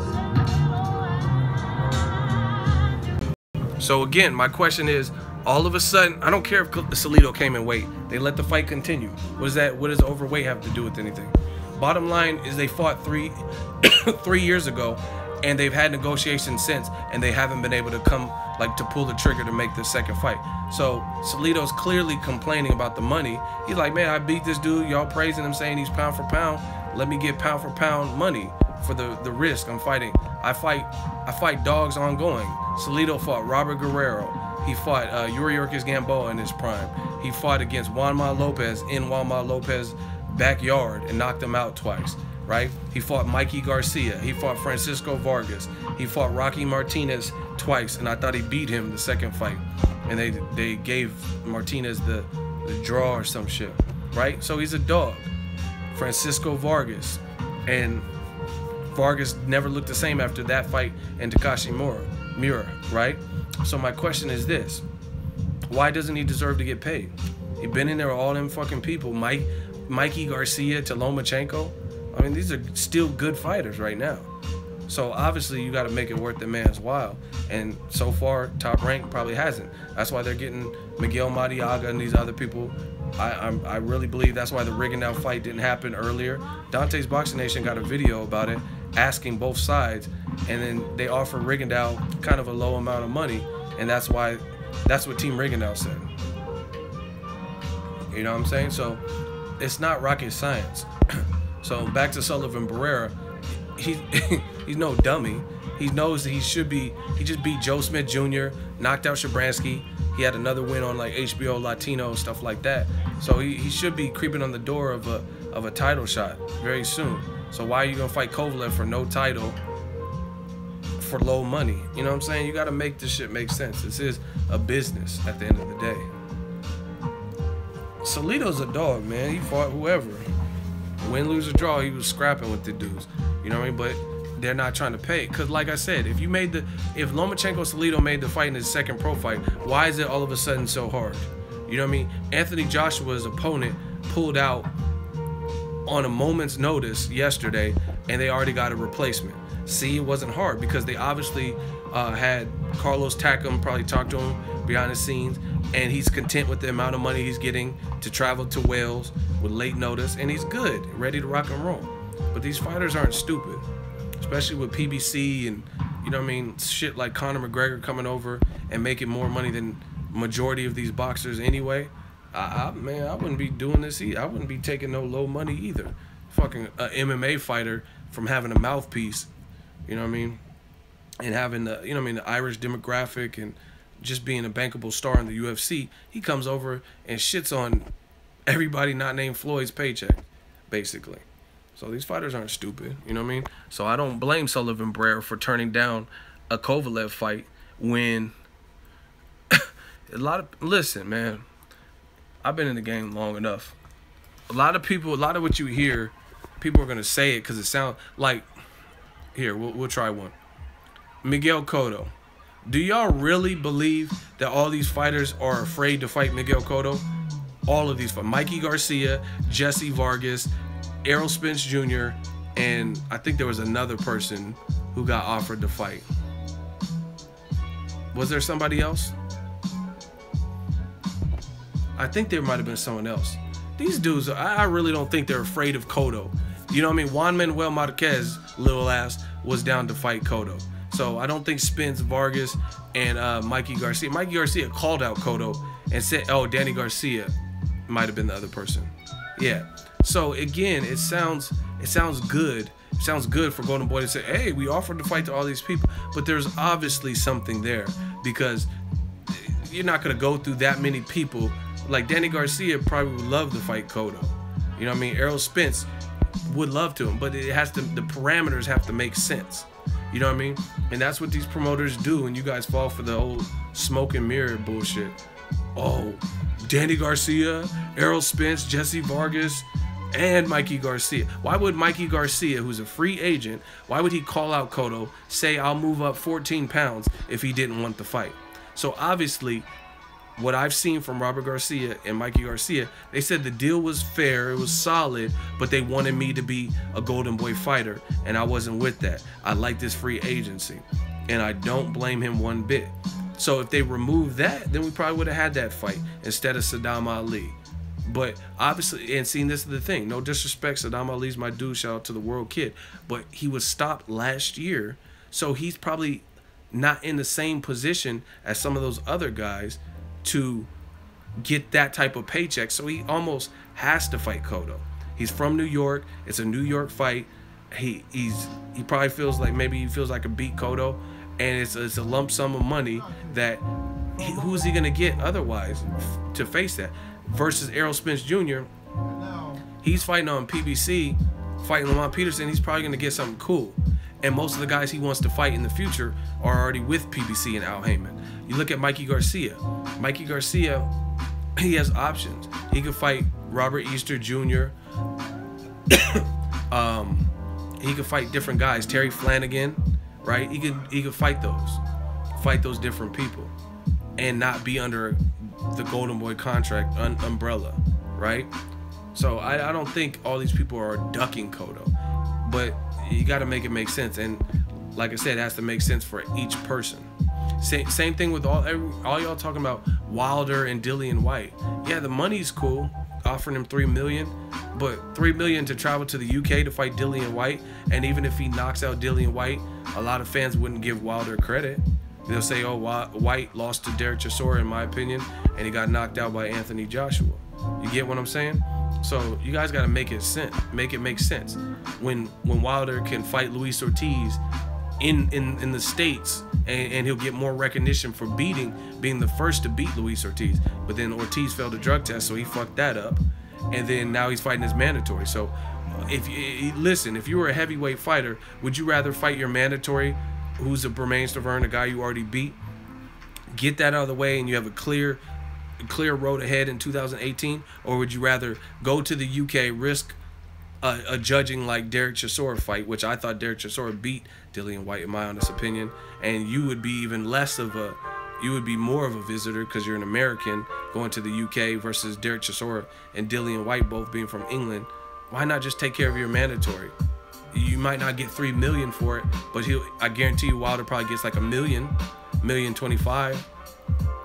and he's satisfying his obligation to WBC and making his path clear for the 2018 year.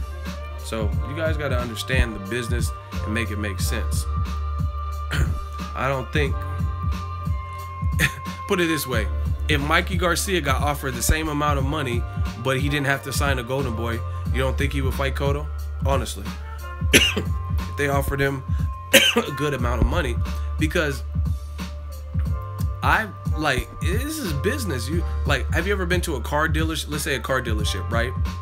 And you see a car you like, it's the perfect car, you like the upholstery, it has low miles on it, you like the color, you like the brand, you've driven a Honda before, or Audi or whatever the car is, and you like everything about the car, and then you get to the financing team and they say, oh, your monthly payments for this 2014 car is gonna be $682.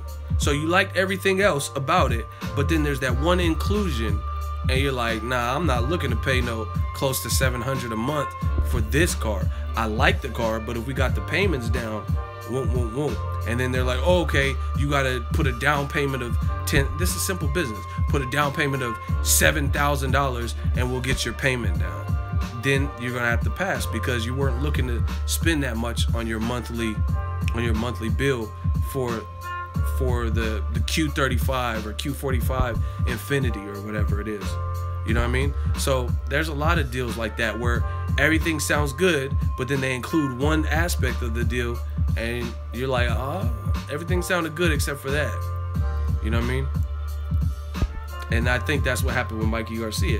The pay probably was cool. He didn't care about the venue. He liked the opponent, but he didn't want to be signed to Golden Boy. Period. And I don't blame him after what he went through with the top rank situation. Who wants to? I told you, it's like being in a marriage, getting a divorce. You in a rush to get married again. And again, man, it's just listen. Understand the business. Understand the business. Why is Cotto, who's a junior middleweight, why are all the people that turned down the fight, didn't want the fight, why are they all welterweights or below? Anyway. You know what I'm saying? Like, no junior middleweights, no 154 people. They're all people who are like welterweight. So it's like, that's the whole thing. That tells me right there. Why is Cotto only trying to fight welterweights, not at welterweight? You know what I'm saying? Why doesn't he go to welterweight if he wants to fight Saddam Ali? Because he's not going to give up that weight and drop the extra poundage that he would have to do. You know what I mean? So he wants the advantage. Just like Canelo when he's fighting Amir Khan. That's why I talked to Amir Khan. I have it on tape. Amir Khan said that we wanted him at a catch weight like Floyd did at like 153 or something. And they were like, no. 155 or nothing. And he said we also wanted a rehydration clause. And Amir Khan said we were going to try to get a rehydration cap, like a clause. You only gain 10, 12 pounds. And they were like, no, you take it like this. And you know what I mean? Some fighters would take it. Amir Khan was desperate. I'm not saying he was desperate for money, but we know he was trying to get a Mayweather fight or Pacquiao fight, and none of that came into fruition. So he took the Canelo thing, took the lump sum of money, and he paid for it because he got knocked out. He got another loss, and then he hasn't been back since. Cotto is old and done, bro. I don't believe that. And see, y'all make too many excuses. Why, like, you guys make too many excuses. That's what it is. Cotto's a champion. He just fought for the vacant WBO belt, and he's fighting a welterweight for the vacant belt. So if he does, why if he's whatever, he's old and done, why doesn't he just get rid of that belt then? Why isn't he, for the Jarrett Swift-Hurds, Jermell Charlo, and all these motherfuckers that want to get a second belt, why don't you vacate that belt before the Saddam Ali fight and let Jarrett Swift-Hurd and Jermell Charlo fight for the vacant belt, or Edeslani Lara or one of them dudes? You know what I'm saying? Especially since you're fighting a welterweight. It's all politics. All politics. So I get the old and done shit, but you notice when Floyd, first of all, Floyd fought Pacquiao and then he got rid of all the belts, I think at the press conference. Smart move. You know what I'm saying? He knew he only had one more fight in the can. At the press conference of the Pacquiao fight, he was just like, man, I don't need these belts. I've had enough belts, right? And then at least he fought Berto, a two-time former champion in his division, and people gave Floyd hell for that. So where was, you know what I mean? Oh, where was the Floyd's old and done, bro? Why is Floyd held to this standard where Berto was ruining his legacy, supposedly, but Cotto, he can fight Kamagai, who started at lightweight and ain't done shit at 54, couldn't even beat Robert Guerrero, who lost probably 4 out of his last 5 fights, and it should have been 5 out of 5 because I think Aaron Martinez really beat Robert Guerrero, right? Kamagai's tough, he's tall, he comes to fight, but I mean, who's he really beat? Jesus Soto Caras? He had a war with him and then had a rematch and knocked him out. Ooh. You know what I mean? And now he's fighting a guy who just got knocked out last year, who's an Olympian, good fighter, but it's a good fighter at welterweight. You know what I mean? He got knocked out at welterweight. It's kind of like Canelo and Khan. That's why I wasn't a big fan of that, because Khan got knocked out at 40. What is he going to do at 55 with no acclamation at all? You know what I'm saying? He getting knocked out by Braden Prescott in 1 round. He got knocked out by Danny Garcia in 4 at 40 and below for Braden Prescott.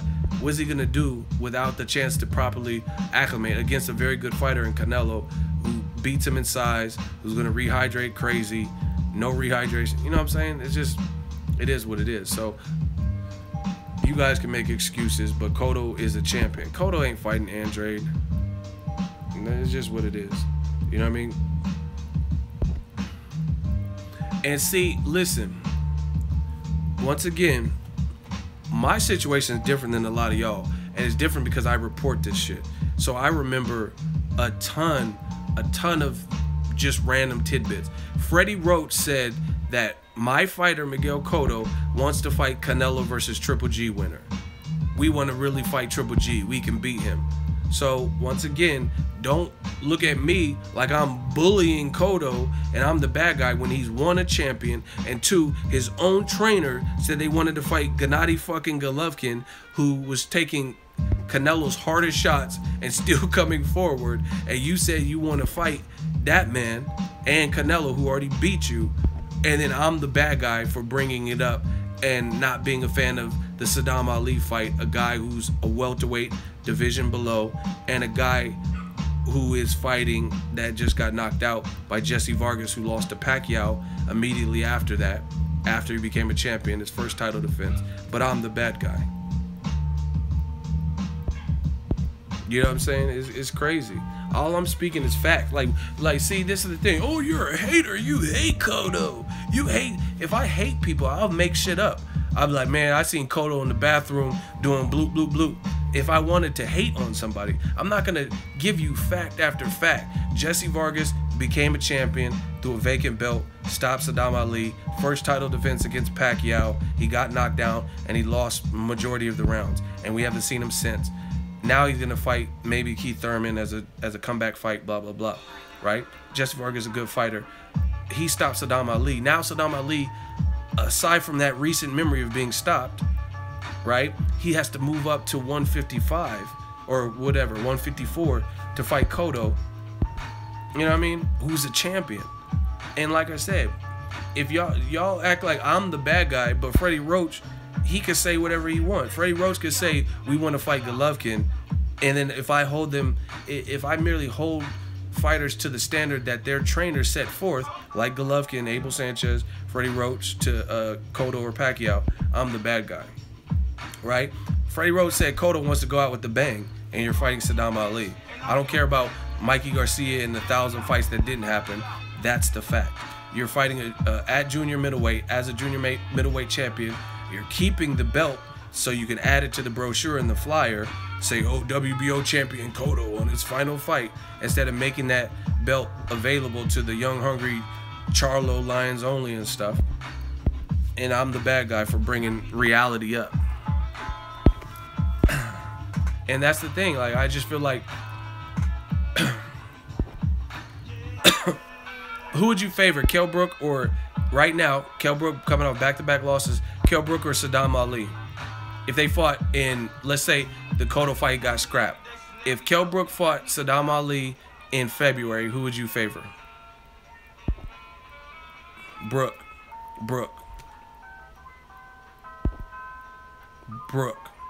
Exactly. So even if Cotto fought, like, if you're going to fight a welterweight, even a guy like Brook, who's coming off 2 back-to-back losses, you probably would have got more credit than Saddam Ali. Because Brook did get stopped like Saddam Ali, but he got stopped at a division he shouldn't have really even been fighting at, against Golovkin. I don't know who he thought he was. You got the S on your chest, thinking you're Superman. I got the kryptonite, and I'll smack you with in the mic, right? So he shouldn't have been at middleweight anyway, right? And then he got stopped by a guy who's man down and just a hell of a fighter, Errol Spence. So I think Cotto would still got more credit, because at least Brook can snap. He got punched. He got some snap, and he's pretty slick in there. And he's already talked about wanting to go to 54. And I think he has the size to go to 54.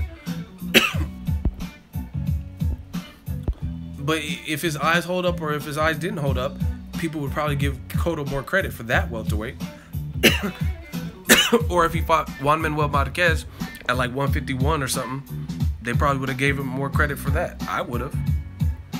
Because Marquez ain't been stopped. Marquez got 1,000 fights. Been fighting since TLC was out and ain't been stopped. So I would have gave him more credit for fighting a catchweight Marquez. Juan Manuel Marquez is one of my favorite counterpunchers. You know what I'm saying? So there's different options. But again, you guys say whatever. And I'm not trying to, 2017 has been great, so I'm not trying to just complain. But I just haven't been a fan of Cotto's last 2 fights. Like, it's clear he's just working on his exit strategy, and that's it. And he's a champion. Like, you know what I mean? Why don't you vacate the belts? Why don't you vacate the belt? Because they want that. Just like just like other fights. They want that to be added to make the bill sound sweeter. But, I mean, who's picking Cotto to win or lose? Anybody picking Cotto to lose his next fight? You know what I mean? Jermell Charlo just tweeted, I wish I could replace Saddam Ali. Go out with a bang. Have a good final fight. And I understand that'd be a bit much, but there's other junior middleweight. Willie Nelson. There's other guy, Vanes Matarosen. There's other guys. If I really looked at junior middleweight, I'm not saying he has to fight a Charlo, because that'd be a very dangerous fight for him. But there's other actual junior middleweights. Kamagai ain't a really... he has the frame too, but he ain't done nothing at junior middleweight. Vanes Matarosen actually pushed guys at junior middleweight, right? Like Willie Nelson, that was a good fight. Jermell Charlo, he went the distance with him. So Saddam Ali is a Golden Boy fighter, in-house fight, right? Yeah, it is an in-house. I would love Cotto versus Erislandy Lara, but he don't want that. And like I said, why everyone that was mentioned is a welterweight or below, period. Every person that Mikey Garcia ain't even fought at welterweight, 140 and 135 in the last couple of fights. Danny Garcia, Errol Spence, and Jesse Vargas, they all fight at 147. And in my opinion, Jesse Vargas is not really, he has a frame to be at welterweight, but I think he was doing better at 140. You know what I'm saying? So he's not like an established welterweight. He has a very good win with Saddam Ali, but that's pretty much it. Charles Hatley, Anthony Mundane, what weight does he fight at? I think even that would have been probably a better fight. Terrell Goucher, any of them dudes before they got tied up. But it is what it is. Cotto's going out. But I'm just talking about the the new media shit, double standards. Floyd was public enemy #1 because he fought Berto. But at least he picked someone in his division with speed and power and has heart. You can't take that away from Berto. You know what, real talk, I probably would rather see Berto fight Cotto. I just thought about that. I probably really would. I'm not even joking. I'd probably rather see it. I don't think he would. I don't know that he would beat him, but I'd probably rather see. I don't think Saddam Ali would beat. I mean, I don't know. He's at the box the perfect fight. I probably wouldn't. The double standard isn't justifiable.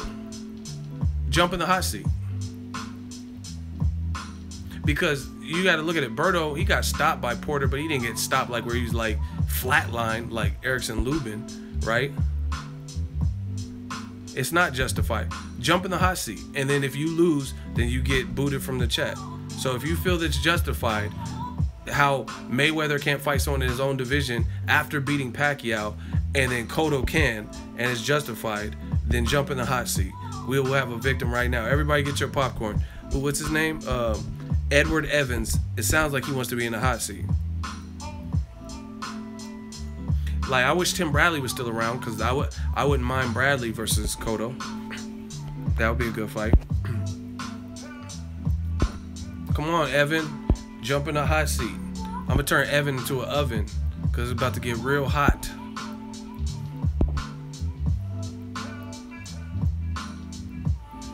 Shit, if Erickson Lubin didn't take the Charlo fight, that would be a good fight for Cotto.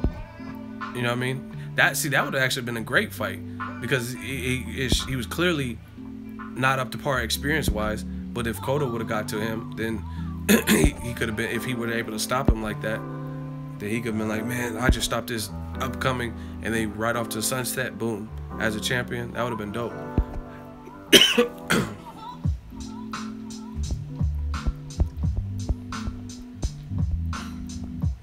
Okay, Edward Evans in the hot seat, everybody. Get your popcorn.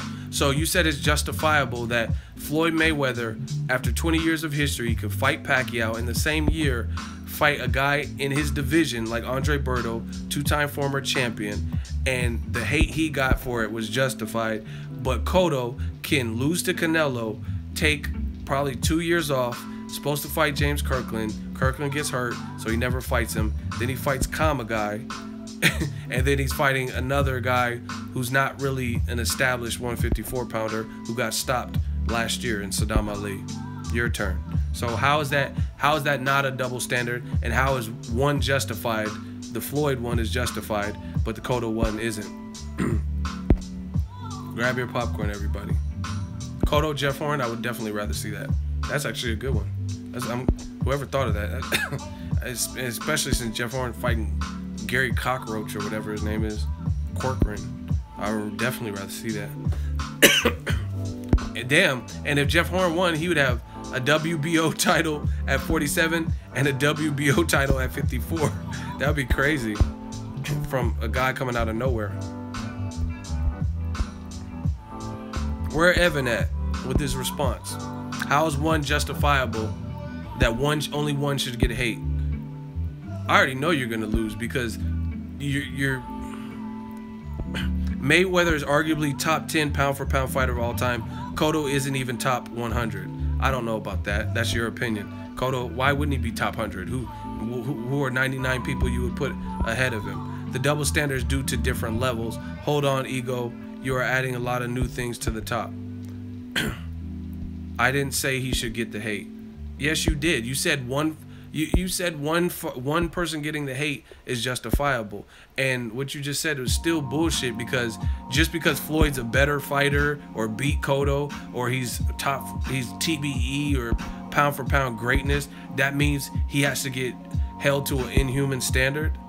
That's you're like defining what a double standard is. You know what I'm saying?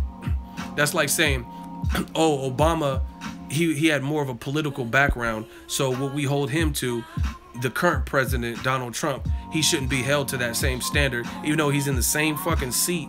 He's the commander and fucking chief, and he's the president. But because Obama had more of a astute, prestigious political background, and Trump was like kind of a businessman, we should hold Trump to a different standard and let shit slide. That don't work like that. You in the same fucking position, champion and champion. You both are legends. You know what I'm saying? That don't work like that. So you're reaching right there. Like I said, explain that with Obama and Trump. That's a perfect example. Obama went to school and all that. He had a background in politics, and Trump didn't. He was more so a businessman, entrepreneur, but he's still the fucking president of the United States. So we can let certain shit slide because Trump didn't have the same background. It don't work like that. He's still a champion. He's still a legend. Cotto's a legend. Floyd's a legend. So anyway, you got 2 more responses. You're not doing a good job to me about explaining how one guy deserves hate. And on top of that, since we're holding Floyd to this standard, he beat the guy that y'all said he couldn't beat, which is Manny Pacquiao, in the same year. Cotto fought Guy just before this, and before that was wherever he was on vacation since losing to Canelo. So for true Cotto fans, it's kind of a disservice to them. They don't get to see Cotto in any good fights to finish his career. The Canelo fight, if you caught that, and that was like 2015.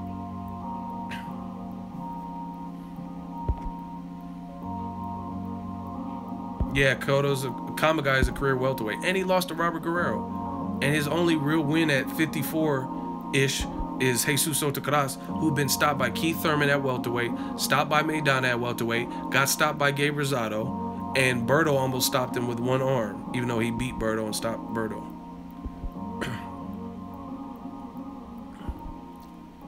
Where's Evan at? 2 more responses. Yeah, you guys making excuses. Where's his second answer? I didn't see shit.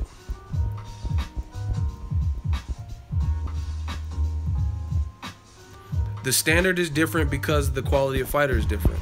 It's not a good answer to me.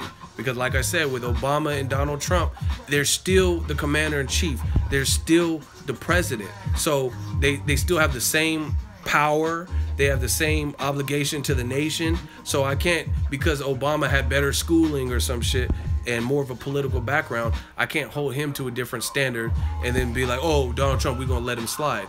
It's like, you can take this to the lowest level. It doesn't have to be the president of the United States.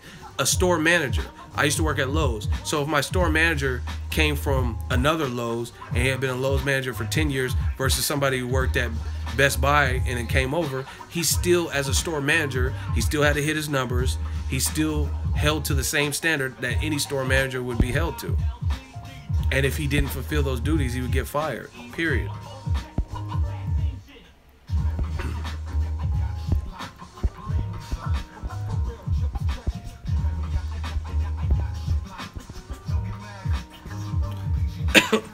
However, Floyd and Cotto are different levels of legends. Presidents are on the same level and should be held to the same decor. No, you guys are making excuses. So you're basically saying one fighter should get slandered because he's a better fighter. So he deserves slander because throughout his career, he went unblemished and he beat Cotto and beat more people, where Cotto has a couple blemishes, but it's still a legend. So we have to judge Floyd more harshly. You're proving my point of what a double standard is. You know what I'm saying? Put it this way. I'm a media member, right? So if I get credentials to a fight, I'm held to the same standard as people. They could have 1 million subscribers. It could be a bigger channel. It could be a more known channel. But I'm still held to the same laws and rules and merit system. It doesn't matter how big my channel is. Someone's done it longer. They have more fights covered. I would still be held to. There's like a code of ethics when you cover fights. You know what I'm saying? It doesn't matter if the channel's better, been around longer, have more of a staff and more experience. I'm still held to the standard. I still gotta abide by the same rules. You know what I'm saying? So again, you're making excuses. Like, I can't say, oh, my channel's new. I just started covering fights a couple years ago. That channel's been covering fights for 10 years. So I get a pass? No, it doesn't work like that. Cotto's a legend. Cotto's a good fighter. Cotto gave Floyd a good fight. But we can't judge Floyd more. Like I said, you're proving my whole point of what a double standard is. You're proving it.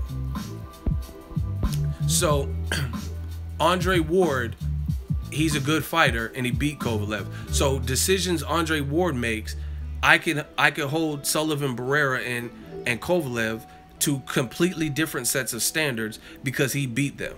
You see how stupid that sounds? That sounds retarded to me. So, let's say Sullivan Barrera becomes a light heavyweight champion. But in my mind, Ward's the better fighter because he beat Sullivan Barrera. So, if Sullivan Barrera became a light heavyweight champion, then I could just say, oh, he's a different level of champion, light heavyweight champion, than Andre Ward. So, I'm going to let him duck this fighter and do this and that. But with Ward, I was on his ass. That doesn't... You're proving my point. Clearly, you're proving my point.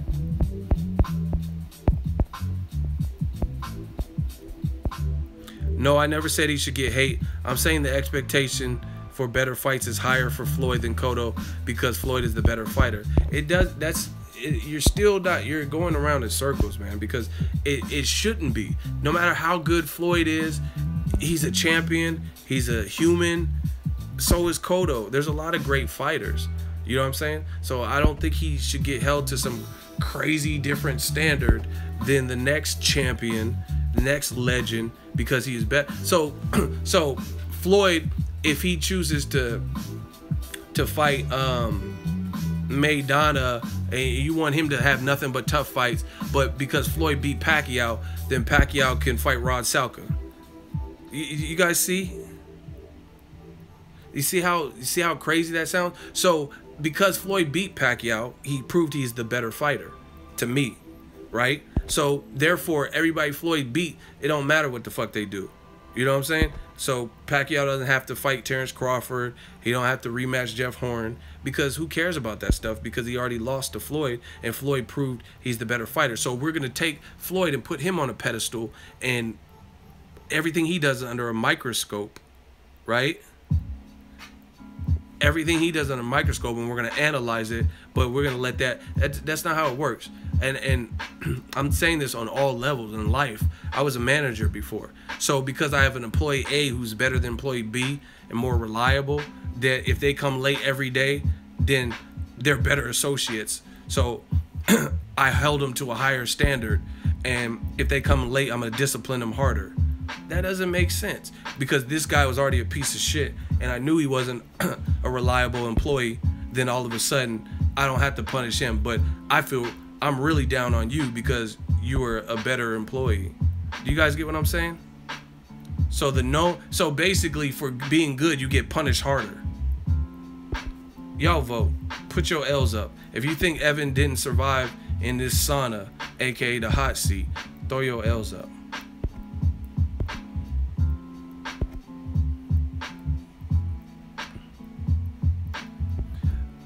Bro, we already voting, and you're about to get kicked off the island. No, that isn't what I'm saying. I want good competitive fights. We want Cotto in a competitive fight. I also said Cotto should slide. I never said Cotto should slide. Yes, you did, because you said Floyd should get hate for, and it's understandable and justifiable that Floyd got hate for fighting Berto, but we should just sweep the Saddam Ali Kamagai fight under the rug. That's exactly what you said. You said it's justifiable.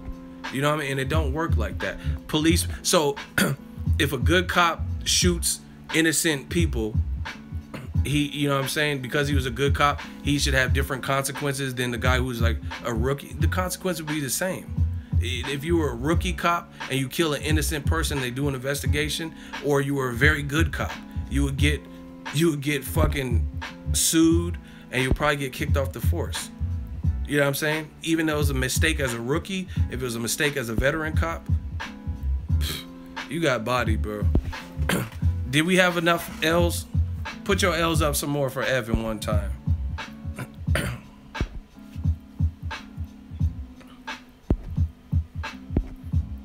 Now, Evan wasn't combative. Should we just block him, or should we put him in timeout? Should we put him in timeout and let him learn? Or should we block him? The standard rules. He got the L, but let him live? Okay. One of my mods, don't block him. Put Evan in timeout, because he wasn't vindictive and he was trying to switch his story. Put him in timeout. Don't block him. Only timeout. I like Evan. We gonna let you live, Evan. We gonna let you live. One of my mods, timeout, yes. So he can come back and come back when he's talking with some sense. Listen, what he was saying goes against everything that I stand for as new media. You know what I'm saying? That's the part of the game that's fucked up to me, is that we hold different fighters to crazy different standards. You know what I'm saying? Like, so using that logic, a guy who's like Brandon Rios, right? He has some losses or whatever. He hasn't proved to be the same skill set as a Canelo, right? So I have to judge every move Canelo makes way harder than Brandon Rios, even if they're in the same position. Like, let's say they're both champions in their division. That's crazy to me. And that, like I said, that goes against everything new media really stands for. That's what we're trying to eradicate, these double standards. No, we let Evan live. You get blocked, you just out of here. But we put him on timeout. So he in the corner. We still got our juice boxes, eating our snacks, our carrots and ranch and celery. And he in the corner, thinking about what he's done and the illogical shit he was saying. But yeah, man, I'm not with that whole double standard. So basically, what Evan was trying to say is Floyd deserves to be punished and is justifiable because he's proven to be a better fighter than these other guys. Ego to Don, you already know that. That's crazy to me. That's crazy. So like, I mean, I feel my channel is good, for example, right? I feel like I have a good channel. I feel like we do. You seen the super chats come through yesterday. We was getting that shmoney. You know what I mean? I feel like I have a good channel. I feel like I'm sharp-minded when it comes to boxing. So you hold my channel to a different, you're gonna hit the dislike button more on my channel if I said something you disagree with than the next. You know, that's crazy to me. I don't believe in those double standards. I don't believe in that. You know what I mean? So basically, the more special you are, the more talented you are, the harder we take it on you. And because Cotto has losses, or he showed more vulnerability, or has blemishes on record, then we have to just let that slide. I don't believe in that. Any black fighter ego, the detractors hold them to a higher standard when they are great. I mean, maybe that's right. That's like LeBron James. So LeBron James, if he gets a double-double and then a triple-double and he only scores 41 points, so I got to ridicule him for that. But another fighter who's let's say a lesser fighter, lesser player. I mean, I said fighter, a lesser player, right? Because we know that's a lesser player. It's a good player, but let's say Paul Pierce or something. Oh, he's not good as LeBron, so even though he only scored 5 buckets, we don't really care about that. In the finals, he only scored 5, and he's supposed to be a facilitator. But LeBron, we on his ass. You see how stupid that sounds? Like, you guys really want to argue this type of stuff? That sounds crazy to me. You guys are just really promoting double standards by doing that. Roman Gonzalez, Erickson Lubin. I'd never tell you a guy can't come back, but it's going to be hard. Wide block, you get one less view. Does it look like I'm struggling for views? To be honest, I don't. Yeah, you know what I'm saying. And it's about entertainment. We gladiators in here, and again, people have a chance most of the time to jump in the hot seat. After I call them out, they can accept or they can bow down and say, no, I'm not ready for that work. You know what I'm saying? So I'm not worried about who gets blocked. It's a game. You know what I'm saying? Do you cry on Survivor when, oh, why'd you send someone off the island? It's the game. Goes with the territory. That's one less person on the island, though. It's one less person to help you guys carry camera. Oh well, it's the game. Yeah, you know, you act like I killed them, like they're no longer on this planet or some shit. Put them in prison. It's a game. We'll get more. And half of the motherfuckers come back, especially the stalkers. They be coming back with different profile names and shit. So I'm not really worried about that, to be honest. I'm not trying to be a dick. I'm just trying to answer your question. Yeah, the stands be coming back. Like, I'm back, motherfucker. You could have signed an autograph from Matthew. That's my little brother, man. We waited in blistering cold for you when you just said no. Like, damn. I'm about to get off here, man. Yeah, these dudes getting bodied. But listen, boxing fans, Ego Army, Ego Mafia, the mob, like, money on top of boxing, y'all know what it is. Like, we gotta get better. Like, y'all shouldn't advocate for fucked up injustice. You know what I'm saying? Like, why you shouldn't be good with double standards like that. That's why I point them out. You know what I mean? That's why I point them out, so people could see it. See with your own eye. You don't just take my word. See it. You see it. He's telling us basically, okay, we know Floyd's great. Cotto's a good, very good fighter and a Hall of Famer, but he could do whatever he want. But Floyd, we on his ass. And we're going to criticize every move. And that's justified. And that's all right. Really? So, like, I'm going to ask y'all a question. Who's a better fighter? Gennady Golovkin or Billy Joe Saunders? Just put the person's name. Who is the better fighter to you? Triple G or Billy Joe Saunders? Triple G, Triple G. What else? Come on, keep it coming, keep it coming. Almost unanimously, you guys are saying Triple G. So, my point exactly, using Evan's logic that he was down for, we all know Triple G is the better fighter. He's proven to be the tougher out and the better champion. So Triple G, using Evan's logic, we should criticize everything he fucking does, while Billy Joe Saunders can keep fighting Wolverine. Obviously, I'm not picking on him because he's fighting David Lemieux, good fight. But Evan's saying that he should be able to fight whoever and do whatever, so he could duck fades, he can not fight top competition or whatever the situation is, and we judge only what Golovkin's doing because he's the better fighter. That's the equivalent of what he was saying.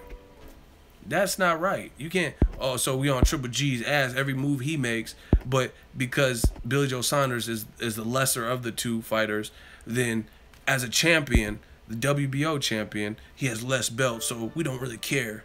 He could do, you know what I'm saying? It doesn't.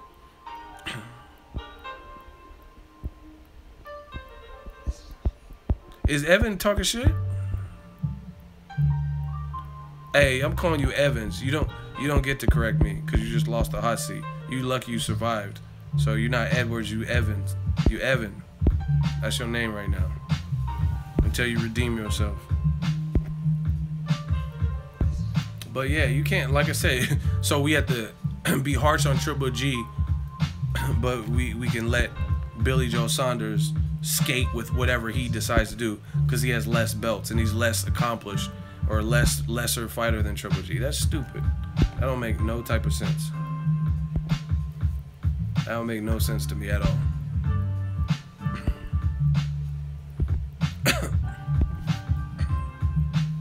But yeah, that's my 2 cents on it. Like, Billy Joe Saunders is a champion. Hold him to the same standards you would hold Golovkin to, period. I can't be, oh, Golovkin's better, so I don't give a fuck what Billy Joe doing.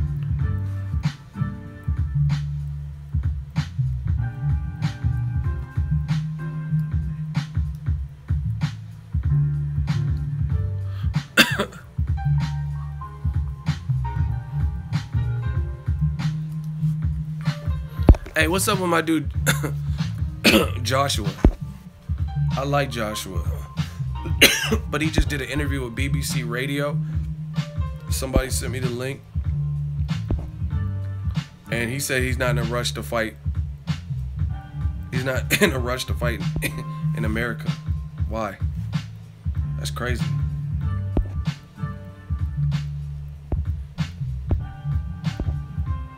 That's crazy. Like, history repeats itself. Lennox Lewis is a prime example. I knew about Lennox Lewis the whole time. I used to live in England. I told you guys that. But even when I came to the States, I knew who Lennox Lewis was. Because Lennox Lewis, when I was in England, I don't remember him. I don't think he was fighting back then because that was a while ago. Or I didn't know. I was young and shit. But Lennox Lewis fought probably his hardest fights in America.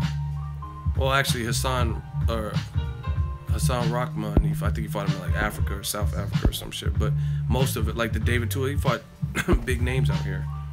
So I don't see why Joshua wouldn't want to get that exposure. Like, it's cool to be known in the UK.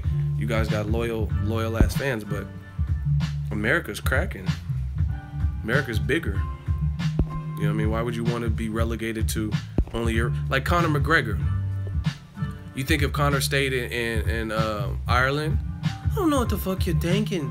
You think he would be as big as he is? No.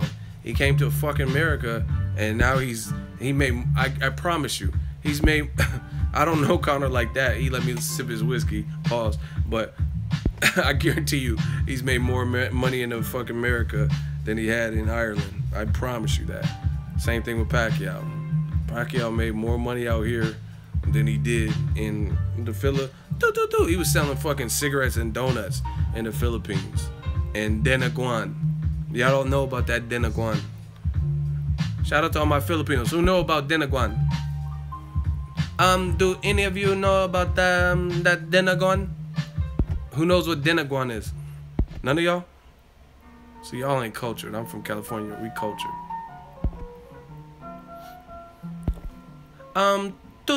I had to sell that cigarette and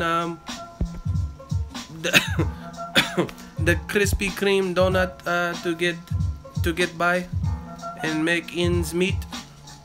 I make the money. You know about Denaguan? Denaguan is pig's blood. It's like a gravy. It's pig's blood. They put on like rice.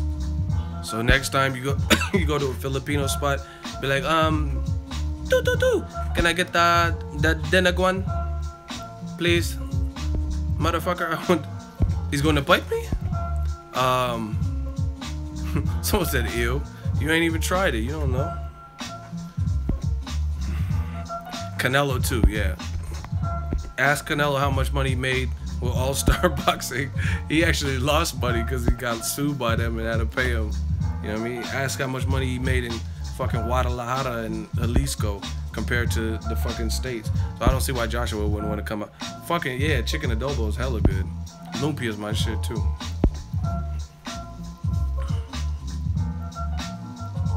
%95 of Warrior fans are Filipinos. I don't know. How can you quantify that? Whatever. Anyway, let's do a roll call. I'm about to get out of here. Where y'all at? Where y'all from? Where y'all at? Where y'all at? Where y'all at? Where y'all at? City, state, zip. Let's go. Oakland, California. Thank you for tuning in. El Paso, Texas. North Carolina. San Francisco, VA. South Carolina. Northridge. Waco, Texas. Chicago, Garfield Park. Quebec. Y'all got a good fight with Billy Joe Saunders and David Lemieux. West Palm. Baton Rouge, Texas, Lancaster. We didn't get any super chats today. Say it don't matter because y'all was balling yesterday with super chat.